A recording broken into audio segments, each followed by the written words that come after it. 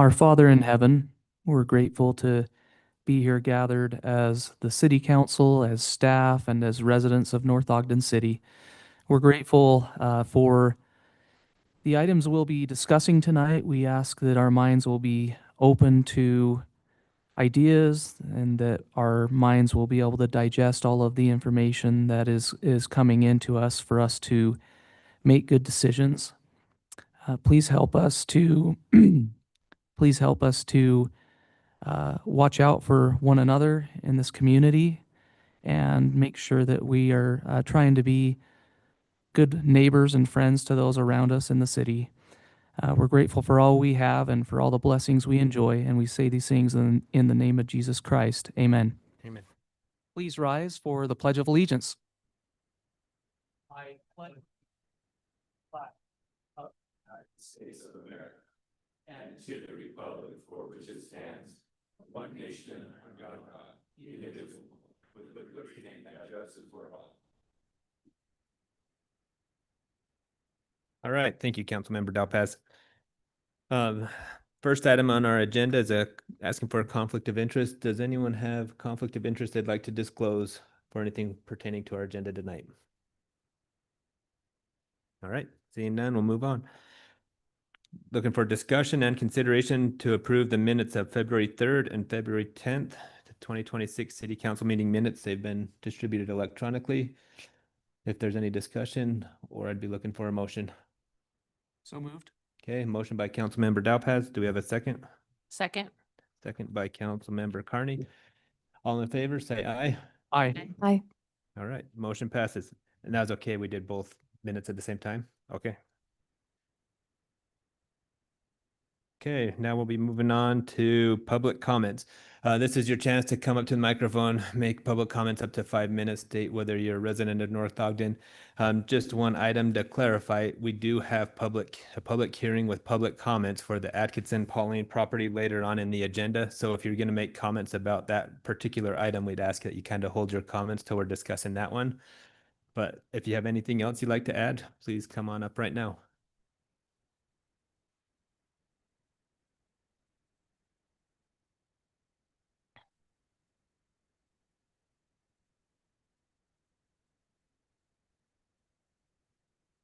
Good evening. We are Jim and Debbie Joy, J-O-Y, and we reside at 889 East, 1900 North. And to my left is Mark and Diane Cooper. They reside at 873 East, 1900 North. We are here this evening regarding the denial of the flood insurance claim submitted in connection with the basement flooding that occurred in our residences on August 27th, 2025. We were informed by the city's insurance company that the claim was denied on the basis that flooding occurred throughout the city. Based on the explanations, it appears the city did not differentiate among the various causes of flooding when communicating with its insurance carrier, and instead grouped all incidences together. The flooding experience throughout other areas of the city was reportedly caused by groundwater. That is not the cause of the damage to our homes. In our case, water entered exclusively through the city's sewer system as a result of sewer backup. There was no groundwater intrusion of any kind. No water entered through window wells, foundations, or any other external sources. The determination was confirmed by the Utah Disaster Company that performed the cleanup services at our properties. While we acknowledge that the insurance company ultimately makes its own coverage determinations, the manner in which the city presents the underlying facts to its insurers is critical and directly impacts claim outcomes.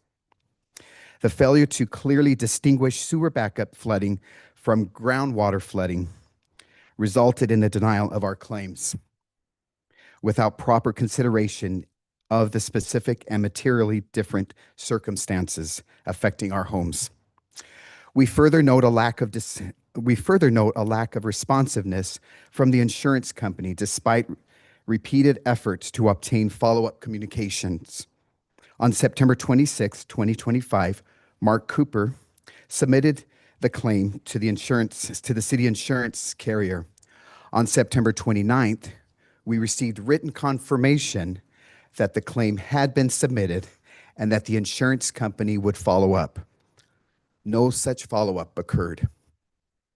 On October 12th, we sent an additional email advising that we still had received no communication, despite the fact that 2 other neighboring homeowners had already been assigned adjusters who contacted them directly. We were again advised that our claim had been received. Yet to date, we have received no direct communication from the insurance company. We believe this matter has been handled improperly. Water should not back up into private residences through municipal sewer lines, and we believe the city bears responsibility for the failure of its sewer infrastructure that caused this loss. We respectfully request that you carefully review all documentation that has been provided, including our written notes tonight and the attached photographs evidencing the damage sustained. The impact of this event has been devastating. We invested a significant time and resources to create finished basements, spaces intended for family use, including areas occupied by our children prior to the flooding. The damage has rendered those spaces unusable. We are not seeking compensation for volunteer labor provided by neighbors, family, friends, and coworkers, nor for the emotional distress this event has caused. Our sole request is that our basements be restored to the condition they were immediately prior to the flooding on August 27th, 2025. We appreciate your prompt attention and look forward to your reply. Thank you. Please, for all of you, so when you have time, I have 6, so if you're on lunch, when you have to put you. She can pass them. Thank you. Thank you.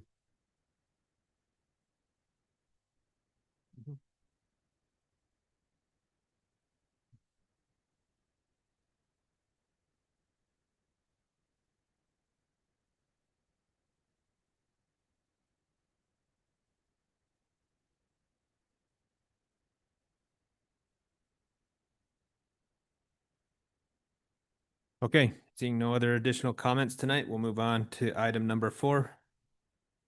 And let it be noted that we also looked online and we had no raised hands. So, okay, item number 4, discussion and consideration of the contract extension with Republic Services for solid waste hauling services. And our presenter will be our city manager, John Call.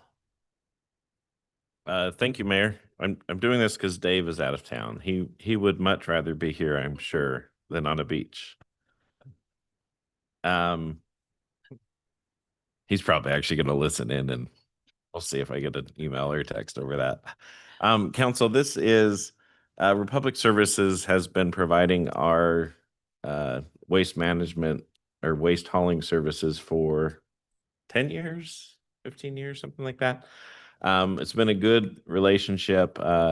We went out to RFP, I want to say 5 or 6 years ago. They won it again, in large part because of the services they provide, in addition to just moving the trash for us. And in that time frame with our agreement with them, it expired after 5 years. And we looked at the process of going out to bid and found that commercially, we are on the low end of the scale for residential hauling rates. And a unique thing, and Ashley's here with her compadre, I don't know. But Republic is a national company. Renewals are handled by a different office than RFPs are, and they have a little more leeway when there's an extension granted as opposed to a full RFP. As Dave and I talked with Ashley, we felt like it was going to be more advantageous to the city to do an extension for another 2 years, which is allowed under our financial code, as opposed to going to a full RFP. That is largely based upon the experiences we're seeing in other cities, what they're currently paying per can. So we have one of our neighboring cities is paying close to $10 a can. every time or for a month. So it's not every time it's picked up, but every month. And then we have others that are, 8, and there are places in Utah where they are much higher than Weber County. And looking at all those numbers and then talking with Ashley, we felt like the extension gave us the better rate. If we went out to RFP, then their regional office just goes to market rates. And so we were expecting probably a 30 to 40% bump on our prices. So Dave and I explored this with Ashley, felt like this was a good route to go. And we brought it to the council. One thing that's really important for council to know is that technically under the rules of our finance code, the council can make any agreement they want to. So this is clearly within the bounds of your authority. This contract typically runs the city. Now I'm gonna get my numbers mixed up. I think it's 480,000 a year. That sound right, Ashley? You want to come up to the podium? Just and then we pay another 250 to the waste transfer station to take the waste, I believe is about how it shakes out. So this is not a small contract.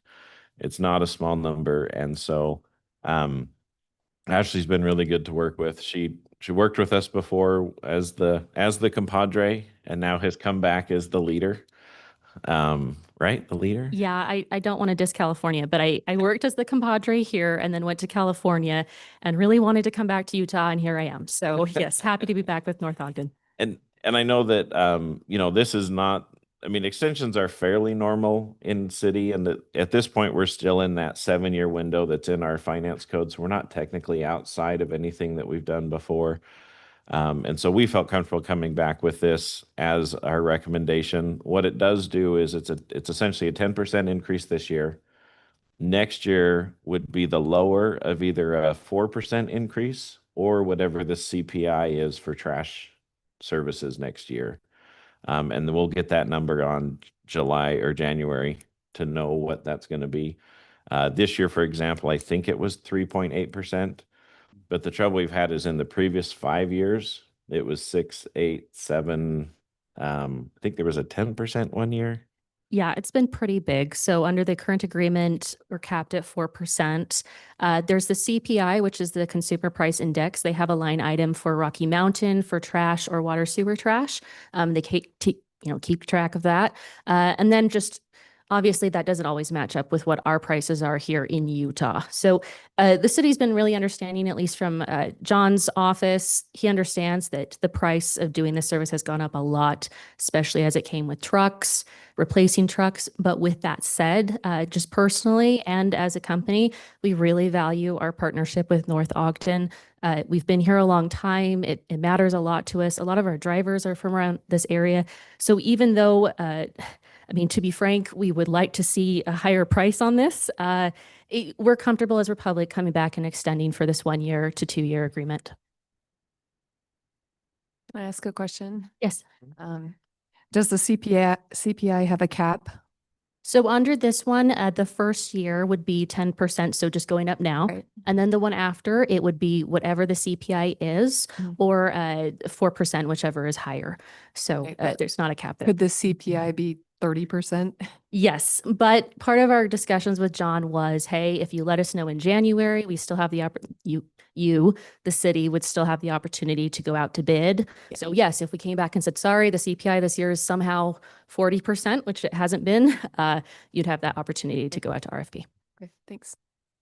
John, how did the tipping fees with Weber County fit into the financial expense we have? So it's a separate line item. So every Republic truck essentially has a weight number, and they know if my truck is this full of gas, how much they're supposed to weigh. So they go in, they dump, then they weigh on their way out, and we get charged for that tonnage. So however many tons they drop off is what Weber County sends us a bill.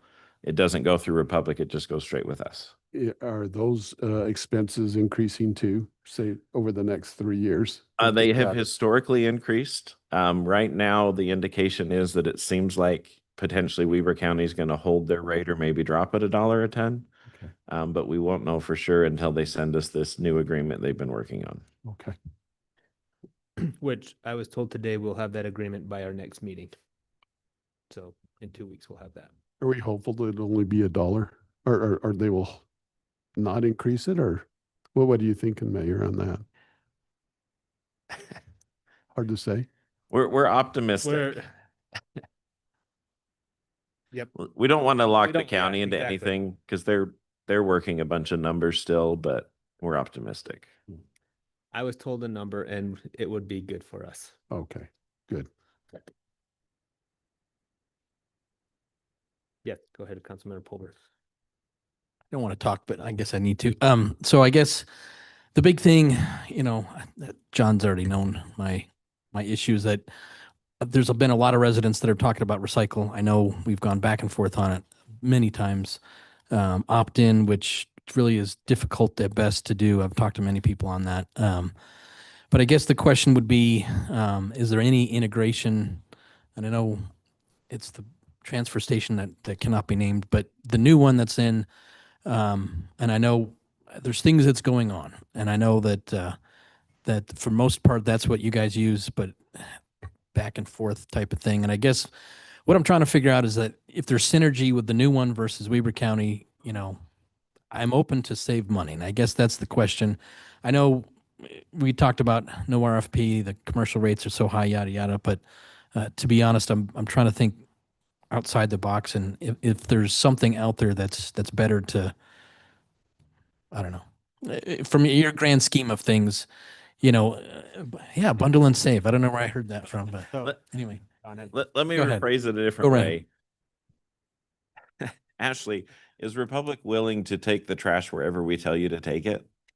Yes, and we're also definitely open to talking about reinstating recycling. You guys have a very unique service setup. We're happy to continue that. But this is just to rubber stamp this 1 year to 2 year. If the city wants to pursue other avenues, bring back recycle, we're always going to come to the table. Because that was the question, is that in past years they said no one will take recycle, but the new transportation does take recycle. So I guess that's the question.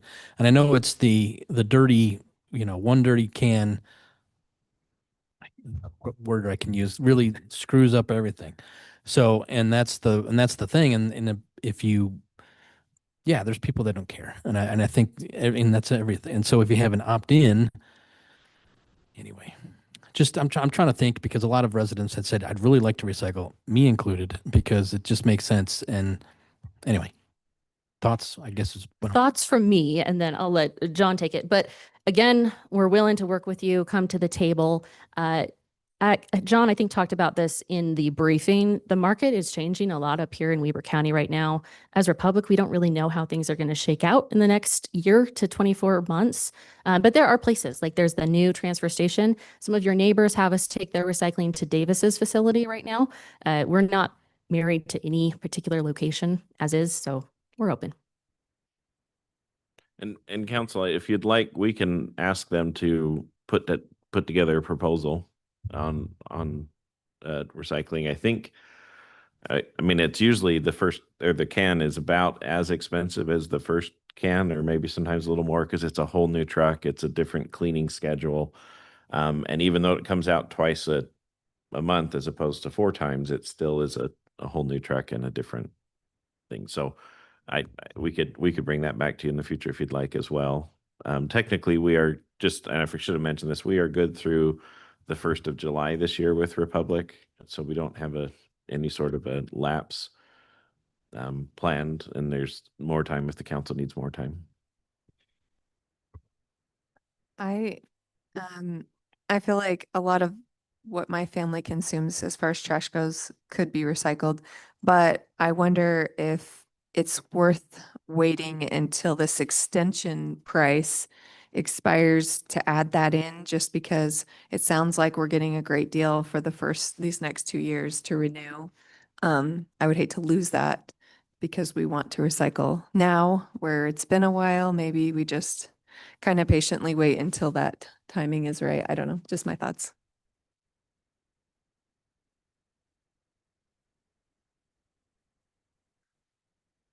So council, what would you like to do tonight? We can either approve this agreement with Republic. We could look at recycling. I mean, I'm guessing that's an option, is you could get us a bid for recycling as included. Yes, as Councilmember Watson talked about, it probably is going to mess with the deal you have right now, but yes. And that's not an opt-in. Everybody does it or everybody doesn't do it, right? Depends on what It we'd like depends. to I love discuss. it. Yeah. What? So say, yeah, sorry. Yeah, we can. So it comes down to what the city asks from us. So if you are interested in implementing a recycling program where it is mandatory, we can bring back prices for that. If you're interested in opt-in, we can do that. We can have further discussions to decide what looks best. Like I said, though, it probably will change the pricing structure we have now. I did get this stamped by area, went all the way up to my area president. So I know this is locked in for this good deal, but that might change. But we can do it, whatever the council's interested in. I'm ready to make a motion and we Okay. consider recycle later is my suggestion. Okay, go ahead.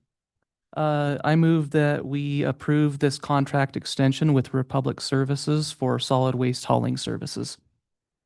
Yeah. Second. We have a motion by Councilmember Dalpaz, a second by Councilmember Watson. Do we have any further discussion? Go ahead. Yeah,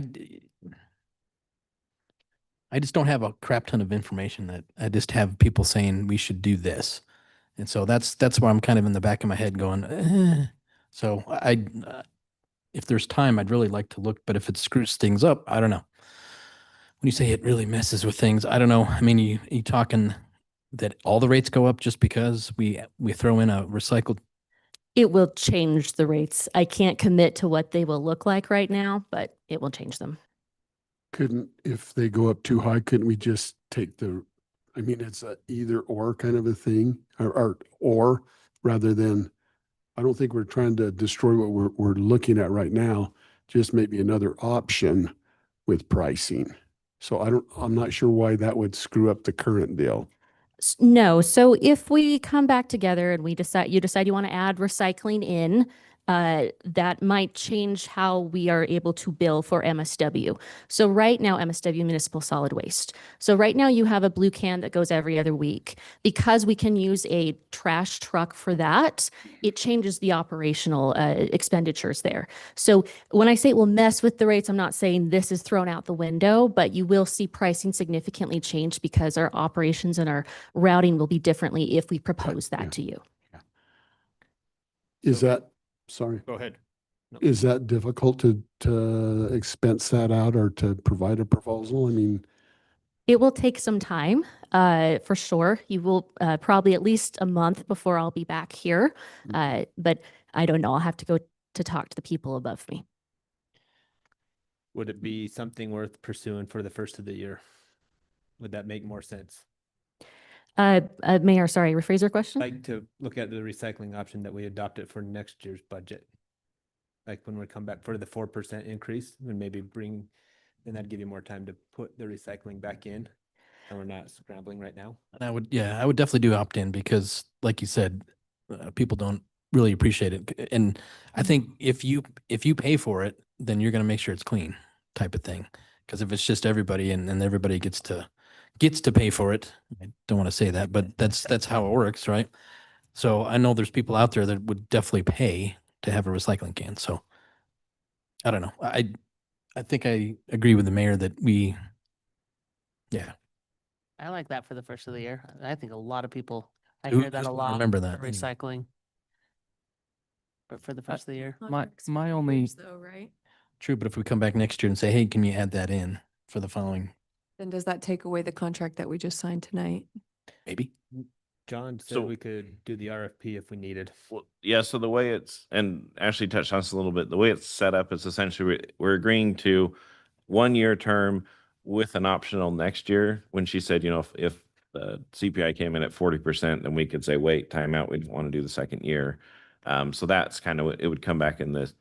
We'd really probably shoot for January again to have the council discuss it. And we'd also need probably a solution to the cans because a lot of people like their second can that's the blue can, but we can't have half the people putting recycle in it and half have. And so we probably would need a third can, which would be good. So anyways, yeah, that would work. Yeah, that we would basically we're committing to this and we've got kind of the agreement that we're both we can both opt in for next time. It really, I guess it's set up so the city can opt in for the second year if we want.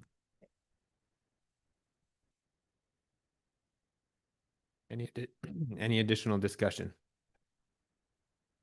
Okay, we'll be doing a roll call vote, and I forgot to mention the order, but we'll start with Councilmember Dalpaz and just work our way down. Yes. Councilmember Neighbor. Yes. Councilmember Carney. Yes. Councilmember Pulver. Yes. And Councilmember Watson. Yes. Okay, the motion passes. Thank you, Ashley. Thank you. And I just wanted to introduce Lucy. She's back here. She works with the city to coordinate events. We'll be doing dumpsters for charity days, et cetera. So we love your community. Thanks for having us. Thank you. Moving on, we have discussion and consideration of an encroachment agreement with the cannery to allow for facade improvements, and our presenter will be John Colligan, our city manager. Okay, thank you, council. So this agreement, as you can, or I think you should see in your packet, although sometimes it doesn't show the red line, we stole this agreement from Park City. So it has survived several years of discussions, disputes, and we didn't change much. Although one thing we did add at the request of Sean with the cannery building or Bullfrog Spas was that we make it very clear that nothing in this current document is going to eliminate his right to continue to have access off that south end of his building, and particularly the ADA access that he's helped establish there. I'm going to pull up these because this is what you all want to see. We apologize they weren't in the packet. We were just trying to get the latest version, so you weren't seeing like 8 different versions. But this is looking kind of northeast at the cannery, kind of from the back of the cannery's extra parking lot across the street, or the Miss Kavanaugh's behind the Miss Kavanaugh's. And what we're really talking about, and I don't want to go through all these pictures because it's probably better for Sean to come and do that, but we're talking about these canopies and how they're going to be essentially permanently fixed into a portion of the city right of way. You've seen this happen quite often. The encroachment permit is the way it happens. This is kind of the first time we've done it in our city.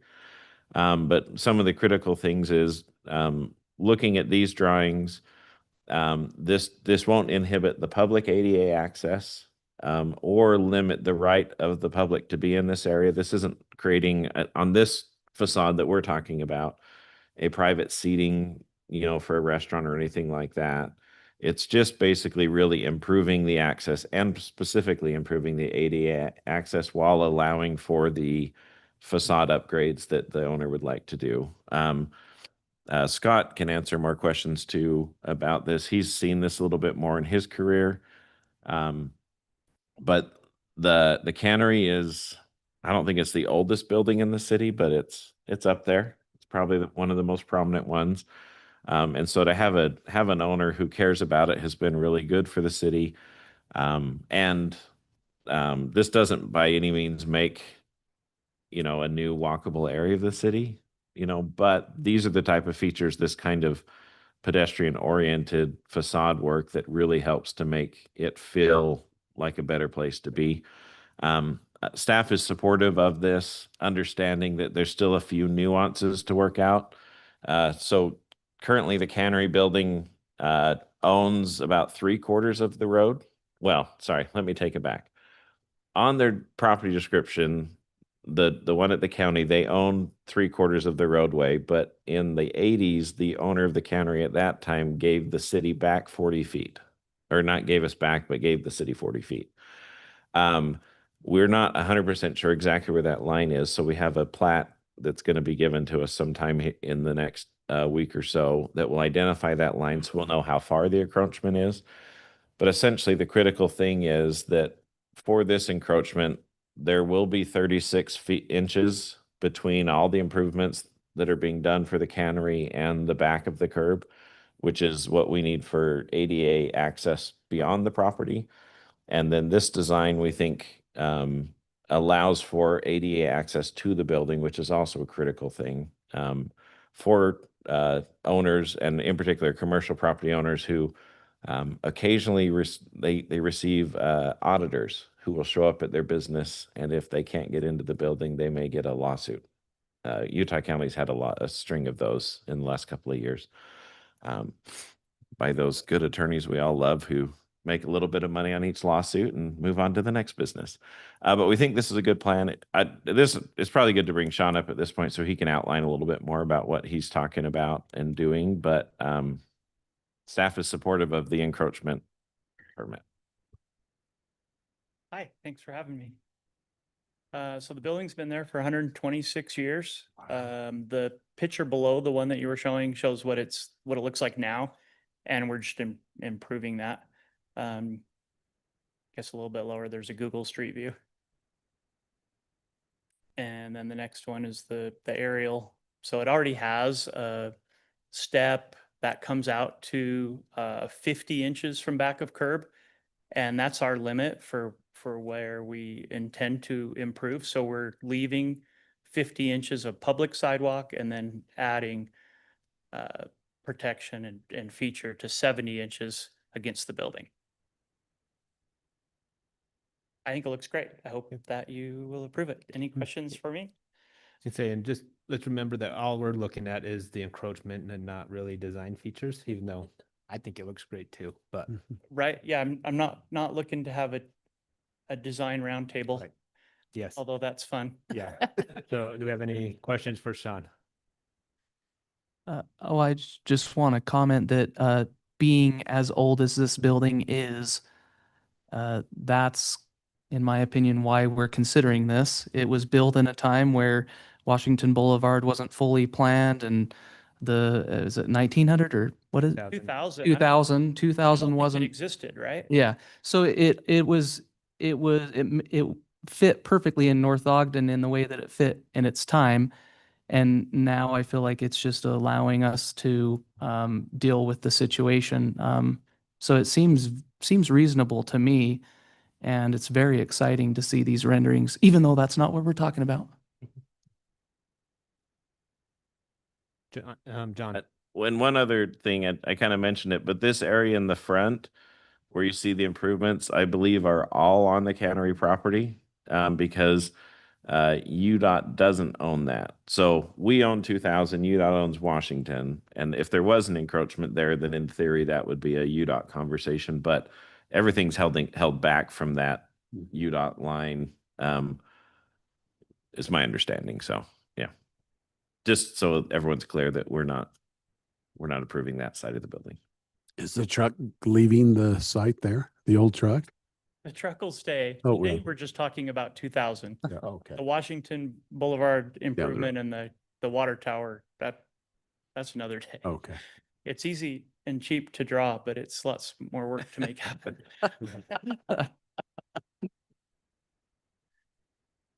any other questions for Sean? Okay, Thank I'd you. be looking for a motion to approve the encroachment agreement as presented. Or So further- moved. Okay, motion by Councilmember Watson. Do we have a Second. second? Second by Councilmember Pulver. Do we have any further discussion? All right, we'll start with Councilmember Dowpaz, Yes. Councilmember Neighbor, Yes. Councilmember Carney, Yes. Councilmember Pulver, Yes. and Councilmember Watson. Yes. All right, that motion passes.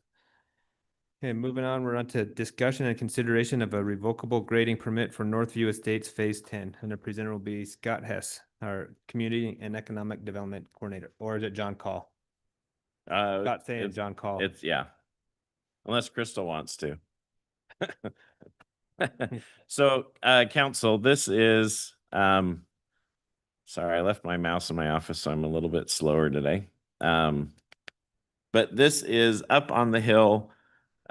We allow developments over a certain size. So in this case, it's 50 acres to do on-site grading, sorting, and processing of materials so that we have less heavy trucks coming up and down the hill or just on the city roads in general. This group is the original group that had approached the city, and they have been not without hiccups, but small enough hiccups and willing enough to work with us that we feel comfortable moving forward, and then also including in this agreement the ability that the mayor and the city engineer, assuming that they stay in compliance, can grant further extensions. We anticipate this developer will develop the remaining almost 500 acres on the hill.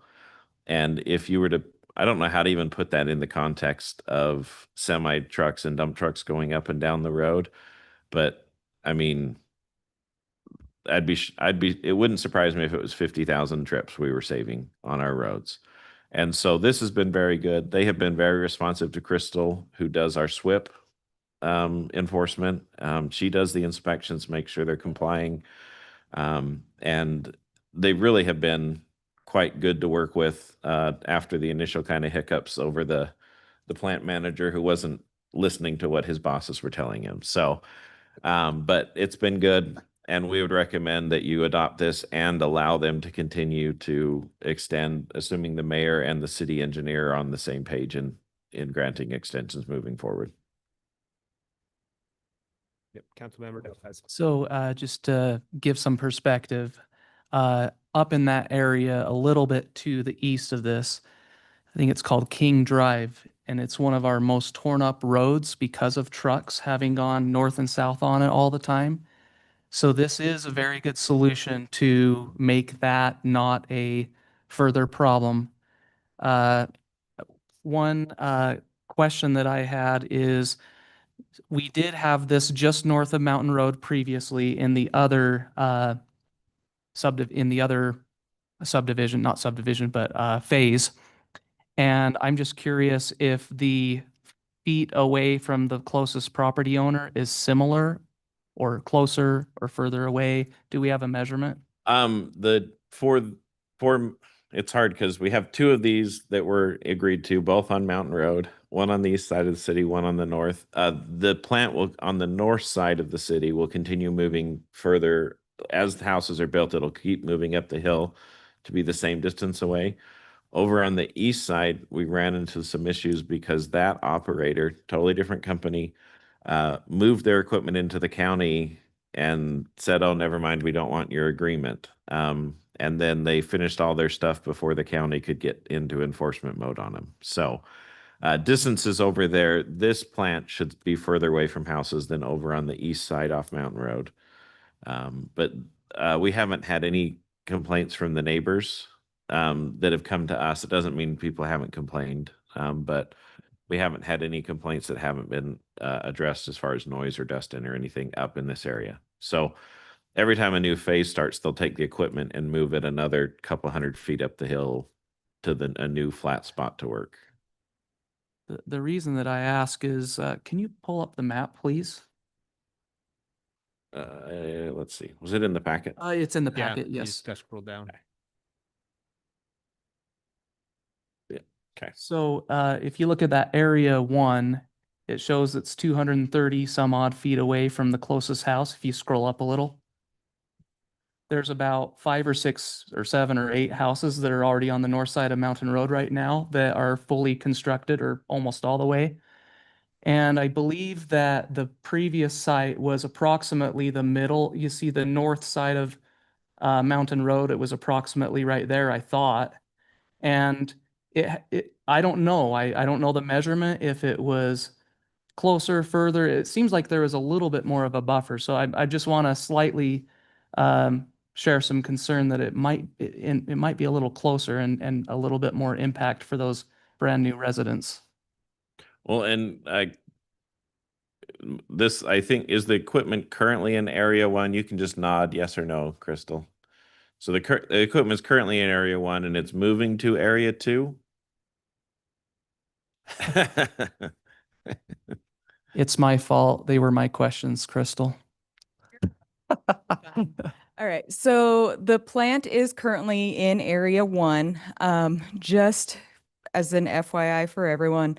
So when it comes to the locations and the decibel levels of where these plants are at, there is actually state legislation, or maybe not legislation, but there's state guidelines that they have to fall into. And so when he put this plan together, notating where it was going to move as things progressed, he did measure those decibel levels, and that was part of the permit that he put in, was records of where and what the decibel levels are. So I am up there almost daily, and when that plant is operating, I am on Mountain Road and I can't hear it.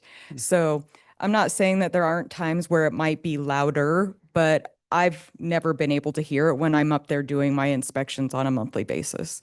So the purpose of the rock crushing, just to give you guys information, is because up in that development, he is putting in engineered walls. And so everything that he is processing is to put those walls in, and it's staying on site with the purpose of being able to provide better lots for those residents so that they don't have to worry about anything with mudslides or erosion or anything like that. So it really is a win-win when it comes to better lots up there, but also, you know, a better development in general. Couple of other things, just for those that aren't familiar, on top of the decibel levels, he also does have to meet air pollution parameters to keep things within the state of Utah's air quality guidelines. He also has to make sure that he is doing everything SWIP related. So SWIP is your stormwater pollution prevention. And that's part of what I inspect every month to make sure that the machines are not leaking fluids that could be bad for our stormwater system. They're not creating issues that could plug our storm drain system. So a lot of different things. And this is actually, it's his third time asking for this permit. Each time he asks for it, it's good for 6 months, and then he can do a 30-day extension depending on the time of year. So he has had this running up there for a little bit. I don't know. I believe they're actually almost done with the wall that's right behind where the machine sits in area 1. These just got a little bit more processing for that. And then it will actually be moving up to area 2 probably within the next 60 days, I would guess, as long as weather holds out. So his time there in area 1 is not much longer. And most of what he did was in a previous 30-day extension that he just asked for not too long ago. So. And I'm talking a lot. I have one more thing. I texted some neighbors that live just below here Mhm. last night, and they did not have any concerns. So if that helps the council kind of understand that, you know, I tried to reach out and say, have you had any problems? They had not, and they're just barely south of this. So Yeah, and I think we might be okay. Yeah, and I think right now, so that bottom south, so it's south of where the rock crusher is, but on the north side of Mountain Road. I believe as it stands right now, only one house right there on the corner is occupied. The remainders that are on that street are complete or close to complete, but they are still up for sale. So the one that is closest to him, I haven't heard anything personally, you know, as far as that material and stuff being processed up there. So. Councilmember Watson. We're just going to say thank you, Crystal. So it's still in the plan that they're not taking anything off-site. It's all on-site, right? Correct. They, since the first day, they have never taken anything off site. If anything, it, like John mentioned, is just going to keep moving up the hill. They do have, so right now, the Mountain Road portion is considered phase 9. Where they're crushing is actually phase 10. And they've already got phase 11 in the works, although phase 11 is actually more west. But when it comes to phase 11, that's a discussion that we'll have to have with this rock crushing because it will actually be on the opposite side of Washington. And so chances are he probably will not be able to crush in that area because it would involve moving stuff off site. And then this development too is kind of hand in hand with Marriott's, and Marriott's actually has a phase going in up there as well. But again, it's all just moving up the hill. It's not actually driving on our city streets at all. So the only thing would be road base, I think is what I read, right? That they might have to bring in. So as far as road base goes, that is a possibility. But that's not what the crushing material's for. Right. So- That's what I'm saying is that Yeah. everything else is used on site, but they might have to bring in additional just because road base is Correct. specific. Okay. Yeah. And they still will take some stuff off the hill in theory that they can't use or is not usable up there. You know, as houses go in and they dig basements. But they are trying to use everything they can. And the agreement prohibits them from selling anything. So they can't process, you know, 3/4 inch minus and then sell it to the guy next door. They've got to use it on their development. So. Okay. Any other questions, discussion? Not be looking for a motion to approve the revocable grading permit for Northview Estates Phase 10. Do we have to say that the other thing about the mayor being, It's just in there. Is it It's in in the- this new version that the mayor and engineer, if they're in agreement, it can be extended. okay, then I motion we approve uh, the grading permit in Northview Estates Phase 10. And I'll second that. Okay, motion by Councilmember Pulver, second by Councilmember Neighbor. Do we have any further discussion? All right, we'll take a roll call vote. Councilmember Dowpaz. Yes. Councilmember Neighbor. Yes. Councilmember Carney. Yes. Councilmember Pulver. Yes. And Councilmember Watson. Yes. All right, motion passes. Thanks, Crystal. Thanks, guys. Thank you. Sorry to make you talk. All right. Moving on, we're gonna now go to the public hearing and consideration of ordinance 2025-05, annexing approximately 11.768 acres of property located at 1978 North, 1150 East into North Ogden with a proposed zoning designation of R18. And we're gonna start with our city recorder, Ryan Santoro. Good evening, Mayor and Council. Before you tonight is ordinance 2026-05, which will be annexing approximately 11.768 acres of land located at 1978 North, 1150 East in North Ogden City with a proposed zoning designation of R18. Derek Terry submitted the annexation petition on October 14th, 2025. The annexation plat was reviewed and approved by the Weber County Recorder's Office on November 14th, 2025. Required notices were mailed to the affected entities by both the petitioner and the Weber County Clerk's Office. The City Council accepted the petition for further consideration on October 28th, 2025. The annexation was certified by myself on November 3rd, 2025, and it was forwarded to the Planning Commission for a zoning recommendation. The notice of annexation was posted on November 3rd, 2025. The statutory protest period ran from November 4th to December 4th, 2025. During that protest period, 2 written protests were received.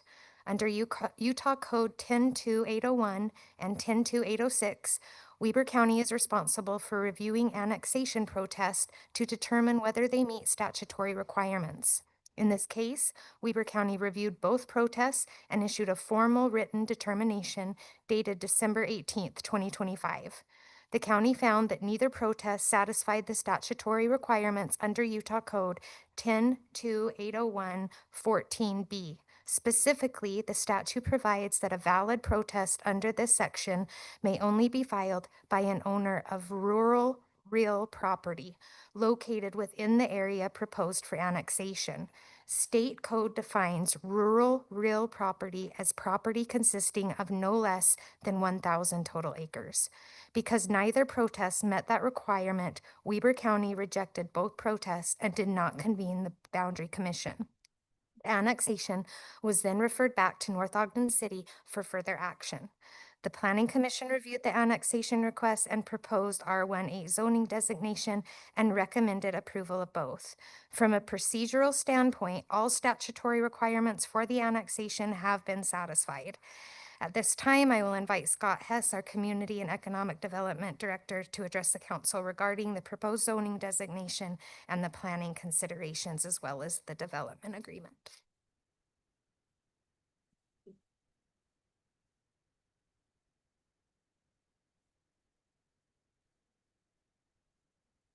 Ryan, Mayor, Council. So John, if you don't mind pulling up for the development agreement, the new concept plan, that's probably the easiest thing to speak to while it's on the screen. And we'll run through some notes that I made. So the Planning Commission heard this as a proposal on November 5th, 2026 in a work session.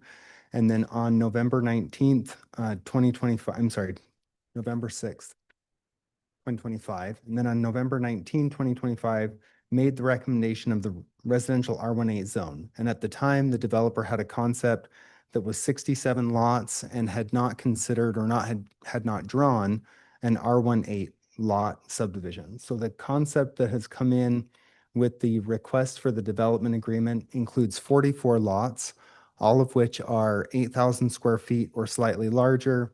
And there are two variations from the code that the developer is requesting through development agreement. One is that 8,000 square foot lots be permitted everywhere, and that is to include corners, where typically in the code, those are required to be 9,000 square foot lots because you'd have a setback on one side and a roadside setback on the other. So you end up with a house that gets pushed kind of down to the corner.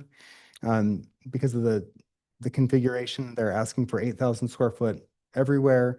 And then the other request is a 20-foot front setback. And we have in our city, a 20-foot front setback is permitted by code 11-9M6 on lots with a slope greater than 10%. So we've run into this issue a lot in North Ogden, so much that it was an ongoing true variance request based on physical constraints on the property. This was codified prior to my time, so that's over 5 years ago, and I'm guessing it was more about 10 years ago. The Planning Commission's they are able to permit, and during the building permit, able to permit 20-foot front yard setback. So the reason I say that is just that this subdivision wouldn't set precedents there. It's something that we see in the city, and typically they aren't visibly noticeable. A parking space by North Ogden standards right now is 9 feet wide by 19 feet long. So 20 feet long fits most average vehicles on the driveway prior to hitting the sidewalk. The last piece, and I just want to note that what you would potentially be approving tonight is a zone with some development agreement pieces that allow a developer to create a true concept plan or a true subdivision. You wouldn't be approving this particular concept plan. So things could shift around a little, but the concept plan as drawn includes private streets on all of the interior streets with a 6-foot sidewalk on one side of the street and then single-sided parking. And that would be managed by the homeowners association. 925 East, which runs north-south through the development, would be a standard 60-foot right-of-way with 5-foot sidewalks, park strip, curb and gutter, just as all of our other public streets are throughout the development, that would be publicly maintained and owned for snow plowing, asphalt maintenance, and all of those items. With that, I would, if the council would like to hear from the developer, Derek Perry's here. Can I ask you one question, or Yeah, have you give some absolutely. clarification? Yeah. We had a discussion a couple weeks ago about sidewalks on one side of the street and parking on the other, Mhm. and the benefits. Can you just explain some of the benefits of that, particularly safety issues? Yeah, a sidewalk should be connected somewhere. So you've got a walkable area. The 6-foot sidewalk, when it's tied right to backup curb, helps create some snow storage because the old sidewalk standards were 4 feet wide. There's differences in, wisdom on what side of the street the single-sided parking should be. In some cases, in urban environments, the parking should be against the sidewalk because then that's the fixed hazardous object that keeps a car from, careening into a pedestrian. In other areas, the parking is on the non-sidewalk side, which allows kind of a clear view, clear space for the people to walk, and you can see them around corners as they're walking through the subdivision. So it's again, not without precedence. These are all over the place, all over the state. We have single-sided sidewalk, private streets. It's just a matter of where you would want that parking to be. And again, I don't know that unless you specify it in the development agreement, it would be private street at approximately this width as recommended by the city engineer, which is permitted in code, which would be all administratively done at the planning commission level. So it depends on how specific the council wants to get on any individual development agreement items. Thank you. Councilmember Pulver. So clarification on the 20-foot setback. I personally got burned on this building my house, was that the setback is 1 foot inside the sidewalk. If you don't have a sidewalk, is it from the curb itself? Yeah, I've got to think about what the right of way would be. Yeah, that's what It would be 1 foot inside the back of that curb. The curb, Yes. okay. Mhm. And then the other thing you mentioned, something about the sidewalk being against the curb. Yeah, so that's called an attached sidewalk. But then the homeowner, or I guess in this case, the HOA would be responsible for clearing that during a snowstorm anyways, right? A single on one side, yep. But the right of way as it's drawn I think it's, I can't see how close it is, 37. 37. So 37 feet. So there's two configurations you could do. At 38 feet, you could do 4-foot sidewalks on both sides with a rolled curb, which is about 18 inches, and then you'd have your 30 feet of required asphalt. So you could potentially be 29 feet of asphalt, which gives fire department 20 feet of clear space when a car is parked. That's what's required by fire code. So two different ways of developing it. And I guess the council, again, through the development agreement could say, we want at minimum, minimum required sidewalks per ADA on each side of the private street and or 1 6-foot sidewalk on one side of the private street. And there's a balance, I think, between the zone and some of the development agreement elements that allows a developer flexibility in designing versus sticking directly to one very specific concept plan. Okay, and I guess along 925, both sides have sidewalks They do. normal, right? And they Yep. still have park strip, and so that setback would truly be pretty much, even if it's 20 feet from the inside, 1 foot inside, it would still be close to 30 from Yep. that right side of the road. Yep, about 9 feet. So you have 5-foot sidewalk, 4-foot park strip, curb gutter, road, and then same on the other side. Yep, so it's a 60-foot right of way. So Yeah. perception from the street parking on 925 East is that house would be about 30 feet away from the back of curb, but 20 feet away from whatever the back of curb or back of sidewalk is on the interior private streets. But doesn't that depend on which way it's facing? Because if it's a side yard, it'd be closer to the. Really, in either case, it's more of it's the visual perception. So if that side yard would be 20 feet, but as Councilmember Pulver saying, when you're standing at the back of the curb, it's park strip, 4-foot park strip, 5-foot sidewalk, and then the 20-foot setback. So you'd visually see the house a little further away from 925, but it just depends on where your property line's at. Property line would still say 20-foot setback. Any other questions for Scott? Just to be thinking about this, a Ford F-350 Super Duty long bed crew cab is 22.2 feet long, and they always have a hitch on the back. So round up to 23 and a half feet. They can never pull exactly right up to the garage. So add another foot. So that's my concern about the 20-foot setback is and consider the Rocky Mountain Power lineman that lives in a house and he has an even bigger truck. I'm just saying these are realistic things that could happen. And I just wanted to paint that picture for everyone. Yeah, that's something we bring up quite a bit. The practical reality is a 24-foot driveway typically fits a long bed 4-door pickup. Not everybody owns one, some do. The R18 lots are considerably wider, so these would permit a house footprint that could have an RV pad, a wider third side, driveway, or even a 3-car garage. So there's a lot more configurability on the houses on an 8,000 square foot lot than on the skinnier R15s. But you bring up a great point that we do talk about.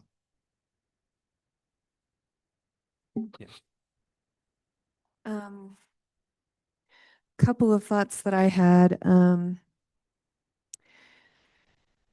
I live really close to Patriot Point, and I also live really close to Village at Prominence Point, and I go through walks. I walk through those areas and I run through those areas multiple times a week. And the private streets, in my experience, as we've walked through them, have been almost dead silent, empty all the time. And the reason is because there are hardly any homes that are on that street. So if you had a connector as a private road, that would be different. Or if you had some extremely long private road, that might be different. But in my experience, it's been very safe and pleasant. And even I would describe those private roads more so than a public right of way where people are cutting through. So that's one thought I had. And then also, question for Scott. If, like you said, this is concept plan is not what we're approving tonight. And so there were a lot of changes that were made since last time this was brought to us. And I personally am pleased that they switched from 67 units and rooftops to 44. I feel like that's quite a significant change. And I didn't realize they were going to change that much. And so that was an impressive thing to me. But I realized that we're not approving this plan that we see in front of us. We are approving the zone R18. So my question is, as the development agreement is part of this discussion tonight, what would you recommend that we include in the development agreement to keep the plan somewhat close to what we're seeing now? Do we say some kind of, it can only be 44 lots, or or do we say, because sometimes when we have development agreements, if we say it's R18, that's an average of the over the whole property. And if we want every single lot to be 8,000 square feet or more, then that's a different looking plan than what we see here, which every single lot is 8,000 plus. So what I'm trying to ask from you as the staff is, what's your professional opinion that would be something that we should include in our development agreement so that we can have some protections of the improvements that have been made since last time, that they would be staying and guaranteed for us? So in this case, your R18 zone, which has an 80-foot required lot width, would hold it at approximately this number of lots. I mean, if they change the configuration slightly, you might see it go up or down 1 or 2 households, but the practical reality when you look through the concept plan is that they've essentially done a preliminary plat. They're, It's in the development agreement. Cap. yeah, so, okay. Okay. Minimum 80. So that's in the development, right out 8,000 square foot lots, capped it. At 44 units. Okay. Can we say that over the mic to whoever wants to? Yeah. So the developers indicated that in the development agreement, they've committed to 44 total lots with lots at a minimum of 8,000 square feet each lot. Thank you. Are we ready to hear from Derek with the developer? Just one thing, in a previous unrelated development that's also been a hot topic lately, one thing that we requested from the developer is sidewalks on both sides.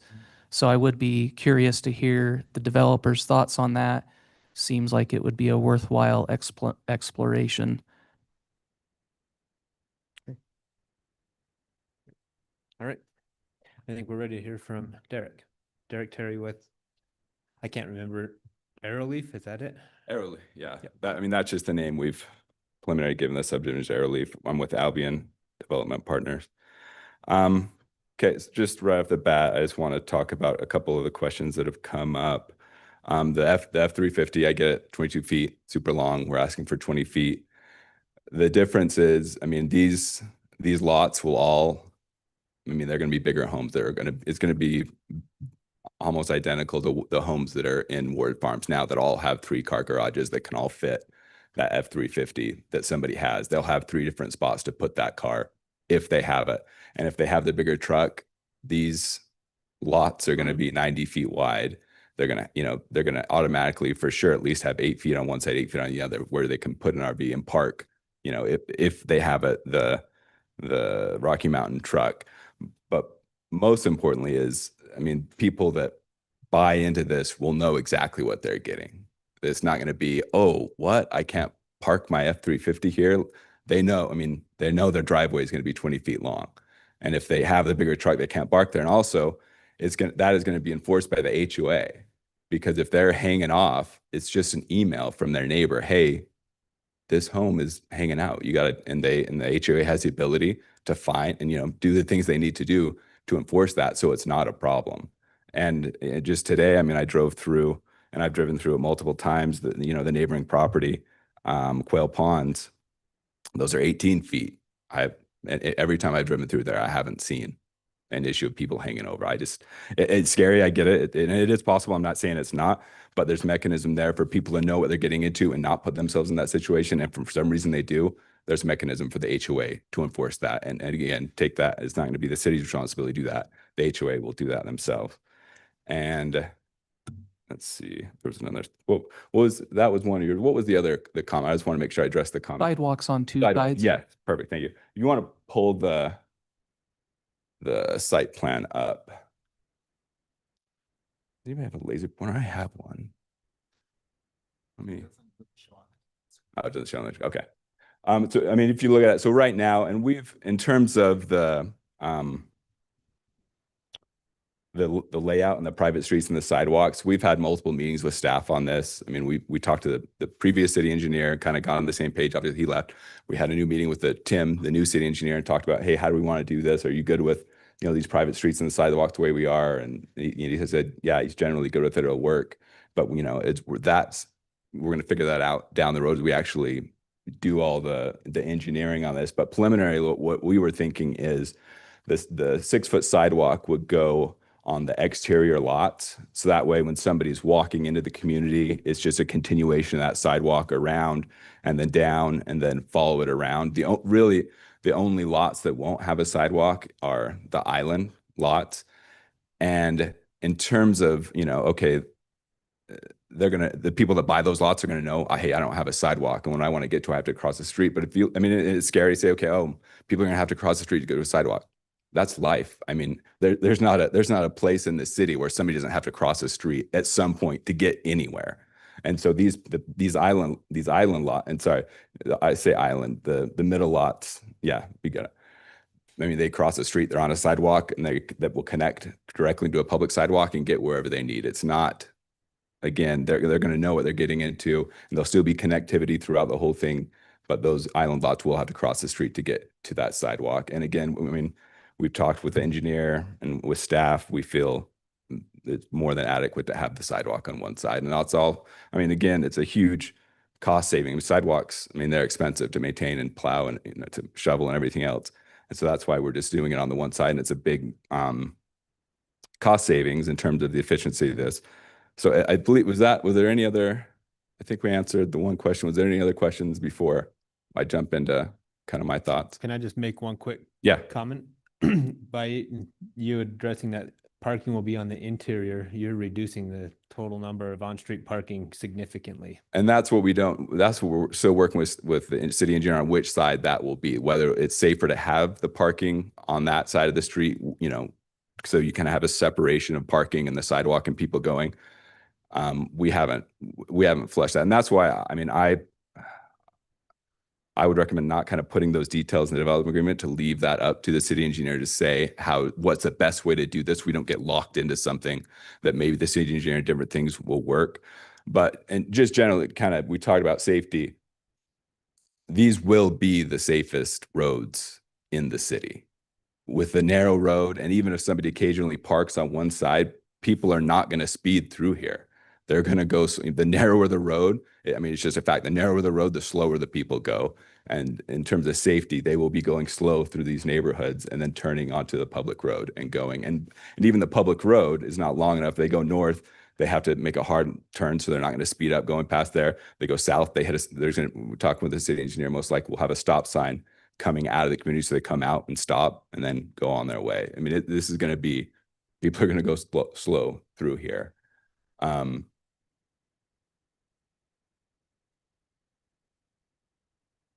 So yeah, we'll figure all that out with the city engineer in terms of where's the best way to put these things and do it. All right, let me jump in. So, in terms of the double sidewalks on both sides and how you're asking over that other community, I mean, people could easily cut through that to get to another community, to where the only people that will ever, you know, have to cross this will be affected by not having a sidewalk are the people in those islands. Anyone else, I mean, if somebody for whatever reason wants to walk through this neighborhood, they can do it on a sidewalk all the way through like anywhere else in the city. To where other places like the other community questions, somebody could walk through that. I mean, that's could be trafficked by people outside of this community, to where this community, the private streets and the sidewalks are, I mean, it's designed only to be used by the members of this community. I mean, I wouldn't ask for a private street somewhere where there's a possibility that somebody would go through that. You know, somebody that's not part of that community would use that to cut through, because it's just not fair for those people to pay for that road when somebody else is going to be using it, to where it wouldn't be the case in this community. All right, so I'm just going to go through, it's been talked about in this and other discussions, benefits to the city of this subdivision. So we're asking for the R18 that I believe fits within this community. 44 of the lots here are 90 feet wide. The average lot size is 8,700 square feet. This community is going to bring 44 high-income established families that will grow and put down roots in this community and, you know, support the economic engine of the city. Also, these 44 lots are going to bring the impact fees that go to this, you know, other city items. Going to be private roads, so the city's not going to have to maintain that and pay for the, you know, they get all those benefits, but none of the costs associated with a typical subdivision of paying for the maintenance and snow removal on those roads. And you know, for us, obviously, not for us, but for the future homeowner. And it's interesting, people think about, okay, the developer is going to pay for the road and you're going to pay for the lot. But as we know, that's not how it works. The people that buy these lots, they're going to pay for everything. They're paying for the home, they're paying for the lot, they're paying for the development. And I just did some math on how much more how much less these private roads will cost than a full 60-foot right of way. And it's about almost $56,000 per lot that they'll save by doing the roads that we've designed, the private roads versus the full public. So it's a huge savings on there. And obviously that's a benefit for those future homeowners. And also it's, I don't know, kind of addressing problems that I don't believe are problems, but some of them brought up. The HOA, whether it's worth, you know, whether it's good for somebody have an HOA and have that continual HOA payment. We estimate it conservatively, you know, the highest would be about $100 for this HOA.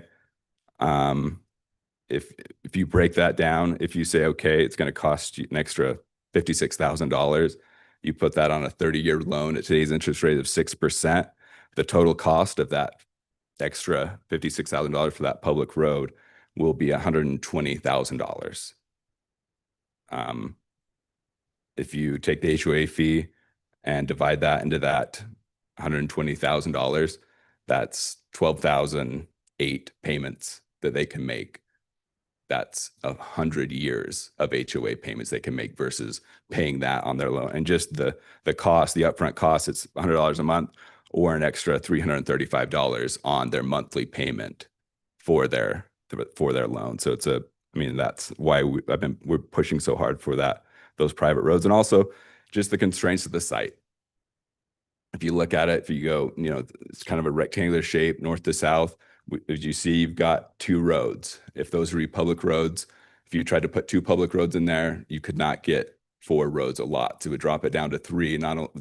Worse than that, you'd have a road and then a road without just lots on one side, which would increase, I think, the cost. Let me see, I put it in here. I think it's 100 and it bumped the average across the 3, you know, let's say you had 3 lots stacked up, it would make the cost of the road just in front of those lots, I think $112,000. So it just, I mean, again, why I'm pushing the private roads, it just, that would not work with these lots. Okay, so that's kind of, you know, the benefits I feel like the city is getting in terms of not having the road maintenance, getting these lots, but also currently, if you look at it, you have what's the one? Fernwood. You have Fernwood to the north. There's 32 lots there, which is bumping right up against kind of the safety of a single access point, which it has. You put this in there, it gives it the access point, increases safety for those lots. I think that's a benefit to the city. All right, so going into other than the private road, the 2 things that we're asking for, the 8,000 square foot corner lots, so that is already allowed in the R18A zone. You know, you have R110, R18, R18A, and I don't know what the other one is. But that's already allowed in that zone. That's already been modified in the past to allow that. We're not asking for that zone because those are, instead of 8-foot setbacks, they're side setbacks, they're 4-foot side setbacks. We're just going with the R18 that's in the neighborhood.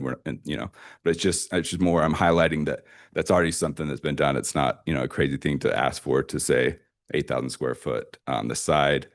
Another thing, these are going to be 90 feet wide, where typically the width requirement for the R18 is 80. So you're getting an extra 10 feet on these corner lots. And we talked about, you're really not going to tell. I mean, I can't say, maybe somebody's a lot smarter than me, but the only way you're gonna be able to tell that a corner lot is not 9,000 square feet is by looking at a plat and saying, oh, that's 8,000. You just won't know. The setback is gonna be the same on the side, still gonna be the 20 feet. The home maybe gonna, might be a little narrower if they want to maximize it, but you won't be able to tell.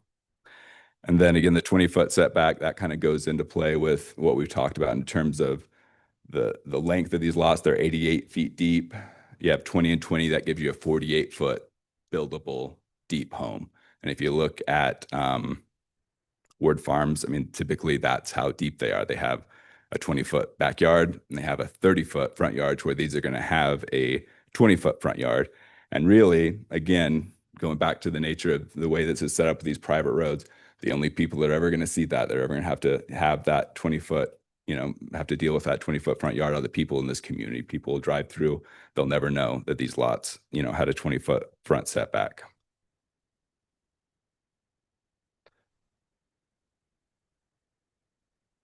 So again, I talked about this before, but the quail ponds, they are 18. I haven't seen any issues there. These lots are going to have, and if you look at all those are 2-car garages, none of them, as far as I've seen so far, have any kind of side RV parking, to where these will have that to mitigate any issues that may come from a 20-foot front setback. Another big thing on the 20-foot front setback is water-wise. I mean, if you look at every lot in Ward Farms, they're 30 feet. That's an extra 10 by 80 to 90 foot strip of purely decorative grass. I mean, a lot of people recreate in their backyard a lot, just in the front is just to look pretty. You're cutting out that 90 by 10 foot strip of grass in terms of water. And also another benefit I see the city with this development in terms of water use. So I've been working with Pineview, what is it, water? What is it officially called? Pineview, just Pineview Water. I've been working with them on, okay, what water rights are associated with this piece of land. And currently, the allocation that both these parcels have is 42 acre feet. And I didn't know this, maybe you do, that an acre foot means covering an acre of land 1 foot deep. It's 326 gallons of water. It's a lot of water. And so these two properties have 42 acre feet. The water that we're going to be required to provide with the subdivision I designed is 13 acre feet. So, and the way it works is kind of crazy. You don't get to take that water and take it somewhere else. They're like, all right, you had that much water, that, you had the 42 acre feet. Now you only need 13. The rest just goes back into the system.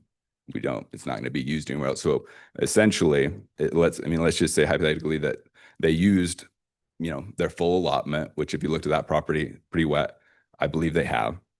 And you take that 13 acre feet from the 42, you're left with 29 acre feet of water.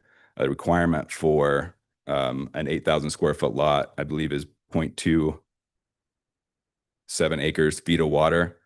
That equates to the water that will be left over, that will just go kind of stay in the system, that can be used anywhere else within their system, would cover 108 8,000 square foot lots. Just giving you an idea of, once we develop this and they shut that off, and instead of just the water dumping on this site, they cut it off and say, no, you only now get per lot 0.27 acre feet of water. The rest stays in the system. It could be used elsewhere. And that's enough water to water 108 lots.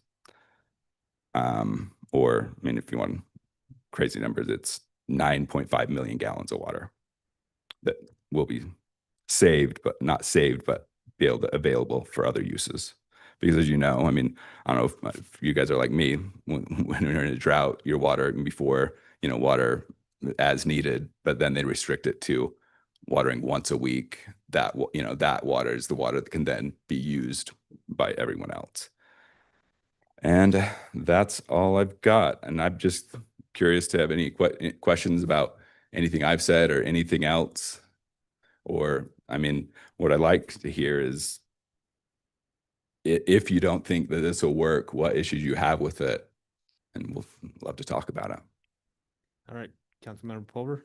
So you were talking Pineview, so are they already starting at a restriction? I mean, I don't know. okay, because that would be the question, because I know the legislature's trying to, and they were talking about it last time they heard that they were going to cut it was it by a third. But so that would be interesting to know. And then the 6-foot sidewalks, you said on the one side, so is that's connected to the curb? Yeah. Okay. And then And again, that's water savings without having that park strip that somebody has to water Okay. and maintain.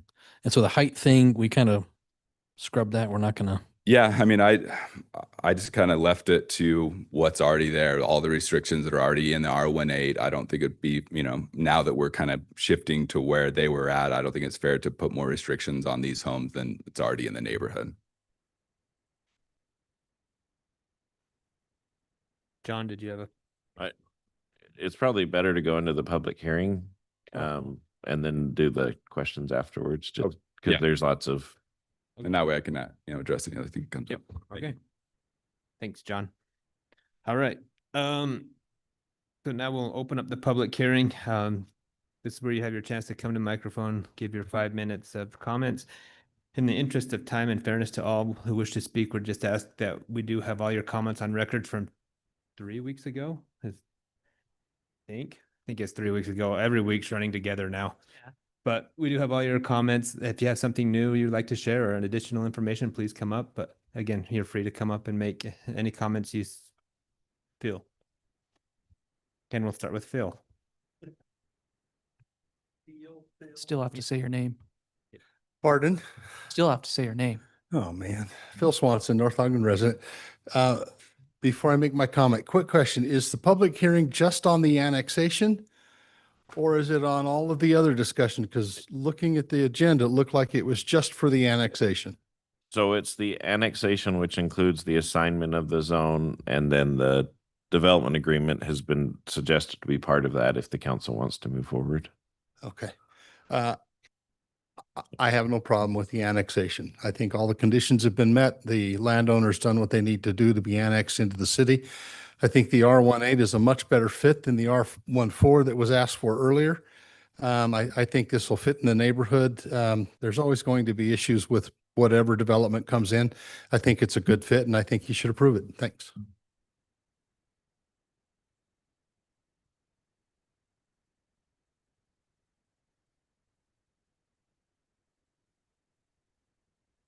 I'm John Kelly, a North Ogden resident. I live at the southern access point of this development on 1900 North. My main concern is the young children. In my view, the young children need a sidewalk in front of their house. Even those houses in the island, those children in there need a sidewalk to ride their trikes on, their scooters on, their bicycles. They need to see there's a white patch there before we get to the street. You stay off the black. Very important to have that sidewalk. Another thing I think the young children need, they need a very local park. The closest park is down by Green Acres School. If the school's in session, they'll have to weave their way out onto 2100 and then down and then back in to get to that local park, which is over a half a mile away. I think one of those lots on the exterior loop should be designated green space, not the detention pond, because I haven't seen any real good play structures in detention ponds around the city. So another lot for a green space for the kids to play, a couple of park benches for mom and dad to sit on to protect these kids. We want a quality neighborhood here, not just housing. We want a place for these kids to play, and parents are busy. Thank you.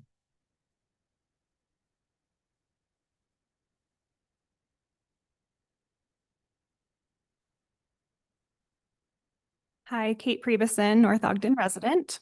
Happy birthday. I appreciate all of the dialogue that you guys have had in previous meetings. I'm in favor of the annexation. I can live with R18 proposed. I just ask that you please keep the roads to its set standard and This property has no real benefit to warrant an HOA for future home buyers compared to successful ones I've seen in our community. Very bold claim to say it will be the safest road in the city. It kind of reminds me of like when restaurants say best hamburgers in the world are served here. I can speak to the restaurants. I've been very disappointed. And so I just am very weary of a lot of statements made by the developer. Building substandard streets and sidewalks save money for the developer, but leaves the city established residents and generations of future home buyers with permanent inconveniences. Taking out a sidewalk space on the roads. I think it was noted the developer said there'll be about 27.5 feet of like drivable surface. So just like a scenario that I see that might be concerning is a truck parks along the curb because maybe it doesn't fit in the driveway, maybe it will. And that there's now about 19 feet of pavement left. Add in a delivery truck using 10 feet and then like maybe one for clearance for mirrors and stuff. And that leaves about 8 feet of paved surface to the next curb. A family SUV could pass through with maybe 3 inches of clearance, but a fire truck, ambulance, or garbage truck would not be able to. In the product description, the developer proposes, where does it say? Eliminating sidewalks on one side of the street, make it more pedestrian friendly. I personally don't know that that's true from my experience. Again, I can't speak to that, only from my lived experience. Eliminating half of the parking spaces makes parking more convenient. That logically just doesn't make sense to me. And then point number 3, it's good when streets will have these limitations because they actually make it safer, and that just feels very confusing to me. So I would love more clarity and more information about that. The arguments that I'm like seeing him making are more good reasons to require the full street, in my opinion. I feel like streets that are wide enough to drive on are not wasted space. It gives kids the ability to like learn how to ride a bike. Wide enough for ambulances and other emergency vehicles. It's important that like the neighborhood space, or it's important to have neighborhoods that have these spaces that the surrounding neighborhoods do. The developer says these inadequate streets balance mobility, safety, and cost efficiency. I'm just not seeing the balance. It feels like a bad trade. It feels like less mobility, less safety, and bad road engineering in exchange for a neighborhood that requires a lot of modifications compared to the surrounding neighborhoods. And this developer should have to make the regular public streets just like we have. Again, I appreciate all the dialogue you guys have had. I feel heard. I thank you for your time and attention to this. I agree with a lot of what was said in the previous meetings, along with what John Tully just said. And I'd like to just add that when like the benefits or concessions the developer says he's going to support the community don't make it into the development agreement, it creates a little bit of distrust on my end and fear that that will not be followed through on. My concern is that he might not have the best interest of our neighborhood in mind. A lot of businesses are financially driven, and so I fear that he'll make considerations through that filter. And so those are my main concerns. Thank you.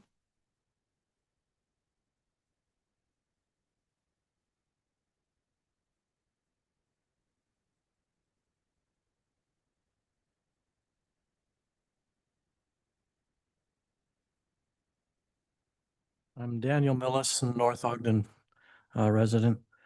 The only thing I really want to say is that I don't determine the house price that I sell my house, or if I built one, I don't determine that either. It's determined by the market. The developer said, well, it'll save the owner this and it'll save the owner that. It's not going to save the owner anything. because he's going to sell his houses at market price, whatever the market's going to hold. And he's taking out roads, he's narrowing roads, he's eliminating the sidewalk. And I also agree about the green space. The green space needs to be there for the kids in that area. If you look at a map, there isn't anything anywhere close for kids. I mean, it's just really obvious, and I think it really needs something for the kids. But I agree with everything else. I agree with the zoning, and I think we've gone a long way towards getting the zoning where it is, and I appreciate your work for that. Thank you.